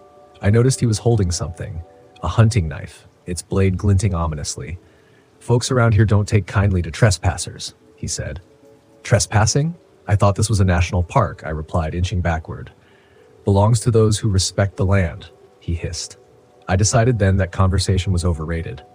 Spinning on my heel, I bolted down the path. Adrenaline surged through me, and for a moment I felt like an Olympic sprinter, minus the cheering crowd and the gold medal. Behind me, I heard him give chase. His footsteps were heavy, but he was fast, too fast. The trail forked, and without thinking, I veered left. Bad choice. The path led to a steep incline strewn with rocks. I scrambled upward, my legs burning with effort. "Can't run forever," he shouted. "Watch me," I yelled back, though I doubted the wisdom of taunting a knife-wielding maniac. Reaching the top, I spotted a dilapidated cabin nestled among the trees. Smoke curled lazily from a makeshift chimney. Maybe someone inside can help, I thought. I sprinted toward the cabin and banged on the door. "Hello? Is anyone home? I need help." No answer. The door was ajar, and without hesitation, I pushed it open. Inside the cabin was a shrine of horrors. Animal skulls adorned the walls, and the stench of decay was overpowering. On a wooden table lay various tools, some rusty, others ominously clean. "Well, this isn't the cozy cottage I was hoping for," I whispered. A quick survey of the room revealed no weapons, but I grabbed a hefty-looking fireplace poker. Footsteps approached the doorway. Come out, wherever you are," the man sang mockingly. I pressed myself against the wall beside the door, holding my breath as he stepped inside. I swung the poker with all my might. It connected with his forearm, causing him to drop the knife. He let out a guttural yell. "You're only making it worse for yourself," he roared. I didn't stick around for further discussion. Racing back down the trail, I aimed for a different route, hoping to throw him off. My mind was a whirlwind of fear and disbelief. "Next time, Scout, maybe stick to beaches and pina coladas," I chided myself as I ran. I stumbled upon a grisly sight, a shallow grave with a partially buried body. The exposed hand was pale, lifeless. Nearby, a backpack lay ripped open, its contents strewn about, a map, a water bottle, and a journal. Swallowing hard, I forced myself to keep moving. The reality of the danger was now stark and undeniable. The trees thinned, and I burst into a clearing where Hank's campsite was supposed to be. But instead of his modest tent, there was chaos. The tent was slashed to ribbons and blood stained the ground. "No, not Hank," I whispered. A noise behind me made me spin around. The man was there, his eyes wild, a second knife in his hand. "Why are you doing this?" I shouted. He grinned. "The land demands sacrifice." "Look, if it's about the trout, I can catch you another one," I said, desperation creeping into my voice. He lunged at me. He charged forward, swinging the blade. I dodged, but not fast enough. A searing pain shot through my arm as the knife grazed me. In a panic, I grabbed a metal camping chair and hurled it at him. It struck his shoulder, causing him to stumble. Seizing the moment, I sprinted toward my RV, which was mercifully visible through the trees. My keys were in my pocket, and I fumbled to retrieve them. Reaching the RV, I yanked the door open and jumped inside, slamming it shut just as he reached me. He pounded on the door and the window, his face a mask of fury. "There's nowhere to go," he screamed. "Funny, this thing's got wheels," I muttered, jamming the key into the ignition. The engine sputtered to life. I threw it into gear and hit the gas. The RV lurched forward, knocking him aside. In the rearview mirror, I saw him pick himself up, a look of sheer hatred etched on his face. The road was rough, but I didn't care. Branches scraped against the sides of the RV as I barreled down the unpaved path. My hands shook, blood from the cut on my arm staining the steering wheel. After what felt like an eternity, I reached the main road. I drove straight to the nearest town, a small community called Haynes Junction. Bursting into the local police station, I recounted everything in a rush, a torrent of words. An officer named Sergeant Billings listened attentively. "We've had reports of missing hikers in that area," he said, gravely. "Sounds like you had a close call." They dispatched a team to investigate. Hours later, they found the cabin but reported that it had been set ablaze, reduced to smoldering ruins. No sign of the man or the bodies. "He's covering his tracks," Sergeant Billings said, "but we'll find him." Days later, I learned that the man was believed to be Elias Crowler, a former wildlife guide who went off the grid years ago. Rumor. My name's Marley Fulham, and this happened back in 1999 near Glacier National Park. I decided that I'd finally take up camping, and after scrunching up a used RV and just enough camping gear, I figured it was time to escape city life and find out what solitude was all about. I'd barely been able to save up for the RV, but I didn't mind the rust and dents. I wanted the rugged, real experience away from everyone. I knew nothing about what kind of dangers might be waiting for me out there. That's where I made my first mistake. After a 7-hour drive from Helena, I parked the RV in a small secluded clearing off one of the less traveled trails. I was dead set on avoiding crowded campsites, the ones with crying kids and loud families. The campground I had chosen was in a quiet, dense part of the forest filled with pines and thick underbrush, perfect for some peace and quiet. Or so I thought. As I set up camp, I heard the occasional crackling of twigs nearby, which I figured were just deer. I shrugged it off, made a fire, and pulled out my fishing rod to see if the nearby creek would offer any trout for dinner. But as the hours passed, the noises became more persistent, and I got this feeling I wasn't exactly alone out there. At dusk, I caught my first glimpse of something that felt off. About 50 yards away, partially hidden by trees, was a figure standing perfectly still. I thought it was a hunter or another camper, but this guy wasn't dressed for the woods. He was tall, thin, with long, greasy hair that looked like it hadn't seen water in months. He wore a tattered coat, probably army surplus, and had on this cracked leather hat that cast his face in shadow. But what got me was the way he was standing. Perfectly still, like he was frozen mid-step. I tried to shout out a friendly hello, but he didn't respond. He just kept staring in my direction, and then, as quickly as he'd appeared, he turned and disappeared into the woods. My stomach tightened, but I tried to brush it off. Maybe he was just some weirdo wandering around, I thought. If I ignored him, he'd keep on moving. That night, as I lay in the RV trying to sleep, I kept hearing the crunch of leaves outside, faint but steady, circling my RV. I told myself it was probably a raccoon or maybe a coyote nosing around, but around midnight I heard a tapping on the window. Not a frantic random sound, it was a slow, rhythmic tapping, like someone trying to get my attention. I lay there, staring up at the ceiling, not daring to move. The tapping went on for what felt like hours, and then it stopped. I told myself it was a branch, maybe a piece of debris blown against the window by the wind, though deep down I knew that wasn't it.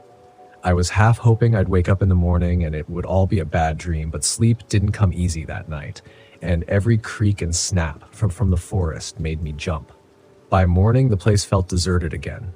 The forest was quiet and sunlight filtered through the trees, making everything look less menacing. I convinced myself that I'd just been a little jumpy, letting my imagination get the better of me.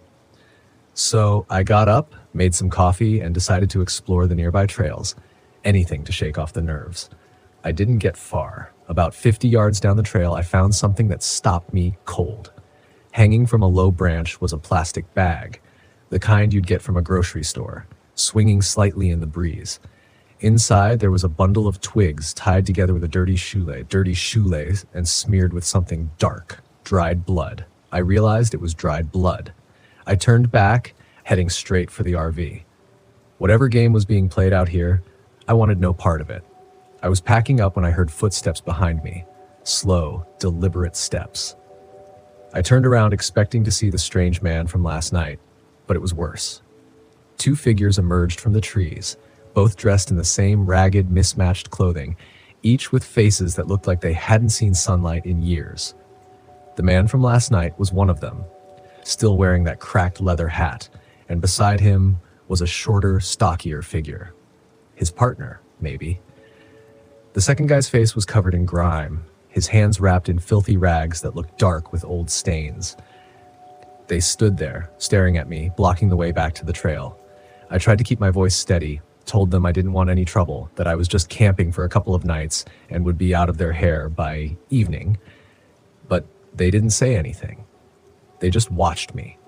And then the taller one smiled, a slow, unsettling grin that showed a row of yellowed, crooked teeth. He said something to his friend, low enough that I couldn't catch it, and then the two of them started walking toward me, slow but purposeful. I took a few steps back, bumping into the side of the RV, my heart hammering in my chest. I knew I had to get out of there, but with these two blocking my path, there was no clear escape. I thought about trying to run for the woods, but before I could act, the stalker lunged forward, grabbing a metal pipe from his belt and swinging it at me.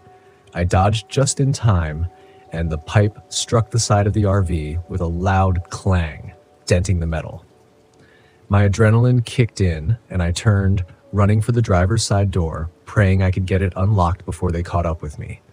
I barely made it inside, slamming the door shut as the taller one pounded on the glass with his fists, his face twisted in rage. I fumbled with the keys, finally getting the ignition started, and peeled out of the clearing, sending gravel flying behind me. In the rearview mirror, I saw them standing there, watching me drive off, their expressions unreadable. As I sped down the winding forest road, my mind raced, trying to make sense of what had just happened. But then, just as I thought I'd left them behind, I noticed something chilling in the passenger seat. Where I'd left my bag was a bundle of twigs tied with that same dirty shoelace, smeared with dried blood. I didn't stop driving until I reached the nearest town, where I pulled into a gas station and called the police. They sent out a couple of officers to search the area, but they didn't find anyone matching my description. They chalked it up to local weirdos and told me to steer clear of that part of the park in the future. But as I drove home, I couldn't shake the feeling that I'd gotten off easy. I'd come too close to finding out what those men were doing out there, what they were planning. I didn't want to know. All I knew was that I wouldn't be going back.